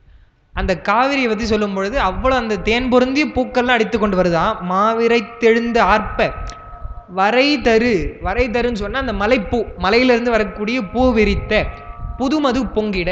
புதுமதுன்னா அந்த ஃப்ரெஷ்ஷான அந்த தேன், புதுசு புதுசாக மலர்ந்த அந்த பூவனுடைய தேன் பொங்கிட. வாவியில் பொலி நாடு, அப்படியே அது வந்து நாட்டுக்குள்ளே வந்து கடலுக்கு போயிடுறது கிடையாது. வாவி, வாவின்னு சொன்ன ஒரு வகையான நீர்நிலை தான் அது. வாவியில் பொலி நாடு வளம் தர காவிரி புனல்கால். அந்த புனல்கால்னு சொல்கிறது தான் நீர்க்கால். வாய்க்கால் சொல்கிறோம் இல்லையா, வாய்க்கால்னு. அந்த வாய்க்காலில் பறந்து ஓங்குமால். அப்படி போய் போகும்னு சொன்னால் என்ன அர்த்தம்னு சொன்னால், அப்படி வரக்கூடிய பாசன முறை. சோழர்களை பற்றி எவ்வளவோ சொல்கிறோம். வெறும் அவங்க கோயில் மட்டும் கட்டிடல, போய் வந்து ஆட்சி மட்டும் பிடிச்சிடல. அவ்வளோ ஒரு வளமாக நாட்டு செய்யணுன்றதுக்காக தான் சுற்றி சுற்றி நாடு முழுக்க அது போகிற வழியே வந்து அப்படி அமைச்சிருக்காங்கன்னா, அது இல்லாமல் வாவிகள் அமைத்து, மதகுகள் அமைத்து, வாய்க்கால்கள் அமைத்து முழுக்க அந்த நீர் பயன்படணும்னு சொல்லியிருக்கிறது தான் அந்த பாட்டில் வந்து சொல்கிறார். கல்லணை கட்டியிருக்காங்க தெரியும், அணைகள் கட்டியிருக்காங்கன்னு தெரியும். இது என்ன சொல்கிறாருன்னா, அணையை விட வந்து டைரெக்டாக அந்த வரக்கூடிய அணை நீரே கூட போயிடாமல் மதகுகளும் வாய்க்கால்களும் எவ்வளோ சிறப்பாக அமைச்சிருக்காங்கிறது தான் இந்த பாட்டில் வந்து சொல்கிறார். அதெல்லாம் படித்தா தான் வந்து இப்படிலாம் வந்து அந்த காலத்தில் விவசாயம் செய்திருக்கிறார்கள் என்றதே நமக்கு தெரியுது. இந்த அளவுக்கு இருக்கும். என்ன பண்ணுறது? காவிரி புனல் நாடு இது எழுதுகிறாங்க உரையாசிரியர்கள். எப்படி அந்த பாட்டு நம்ம கொண்டு கூட்டணும்னு சொன்னால், காவிரி புனல் நாடு வாவியில் பொலி வளர்ந்தர கால்களில் பறந்து ஓடும். நம்ம பாட்டு படிக்காமல் திடீர்னு படித்தோம்னா ஒன்றுமே புரியாது. காவிரி புனல் நாடு, அதாவது சோழ நாடு, இந்த காவிரி நாடு பார்க்குறோம். அது வாவியில் பொலி வளம் தர. எப்படி சோழ நாடு வந்து நீர் நாடாக இருக்குதுன்னு சொன்னால், அந்த நீர் வந்து வாவியில் பொழிவதனால்தான் வளம் தருகிறது. அப்படியே போயிடாமல் இந்த வாவின்னு சொல்லக்கூடிய நீர்நிலைகளில் மதகுகள் இடத்தெல்லாம் போகிறதுனால தான் வளம் தருகிறது. கால்களில் பறந்து ஓடும். அந்த வாவியில் போனது என்ன பண்ணும், வாய்க்கால்களே வந்து பறந்து ஓடும் சொன்னால் வாய்க்கால் வழியாக போய் எங்கே போகும், விவசாயம் செய்யக்கூடிய அந்த நிலத்திற்கு போகும் என்று சொல்லக்கூடியதான் சொல்கிறார். வரைதருப்பூன்னு சொன்னால் அது மலைப்பூக்கள் என்று எழுதியிருக்கிறேன். இப்படி வந்து சொல்கிறாங்கன்னு பார்க்குறோம். இவ்வளவு சொல்லி அந்த காவிரி எப்படிலாம் இருக்குன்னு சொல்லிட்டு பார்க்குறார். அடுத்தடுத்த ஒரு 2-3 பாட்டில் அந்த காவிரியுடைய சிறப்பை சொல்லி, இன்னொன்று ஏன் இவ்வளோ சொல்கிறாருன்னு சொன்னால், அவ்வளவு அந்த வேளாண்மை தொழில் அங்கே நிறைந்திருப்பதனால எப்படி சார் அவங்க செய்ய முடியும்ன்றதுக்காக தான் இப்படி ஒரு அருமையான ஒரு ஆறு இருப்பதனால அவர்கள் செய்கிறார்கள் சொல்லிட்டு, அடுத்து அந்த வேளாண்மை பற்றிய சில இலக்கிய கற்பனைகள்லாம் சொல்ல போகிறார். அப்போ எப்படி கொண்டுன்னு போகிறாரு பாருங்கள். அப்போ விவசாயம் செய்யணும்னு சொன்னால் எப்படி நாட்டில் விவசாயம் செய்கிறீங்கன்னு கேட்டக்கூடாது. அப்போ இப்படிலாம் வளம் தரக்கூடிய நதி இருக்கிறதுன்னு சொன்னால், அப்போ சோழ நாடு சோறுடைத்துன்னு நம்ம சொல்லலாம் என்பது போல பெருமான் அமைக்கிறார், சேக்கிழார் பெருமான் பாடுகிறார்னு சொன்னால், அது பெருமானுடைய திருவருளால் அவரே அடி எடுத்து கொடுத்தது தானே. அதனால் அவர் பாடுகிறார் என்று சொல்லி, இந்த அளவிலே நம்ம இந்த பாட்டினுடைய நிறைவு செய்வோம் என்று சொல்லி, வாய்ப்பளித்த ஐயா அவர்களுக்கு என்னுடைய நன்றியையும் வணக்கத்தையும் மறுபடியும் தெரிவித்து, இவ்வளவு நேரம் இருந்து கேட்ட உங்கள் அனைவருக்கும் என்னுடைய நன்றியை தெரிவித்து நிறைவு செய்கிறேன். வணக்கம். திருச்சிற்றம்பலம்.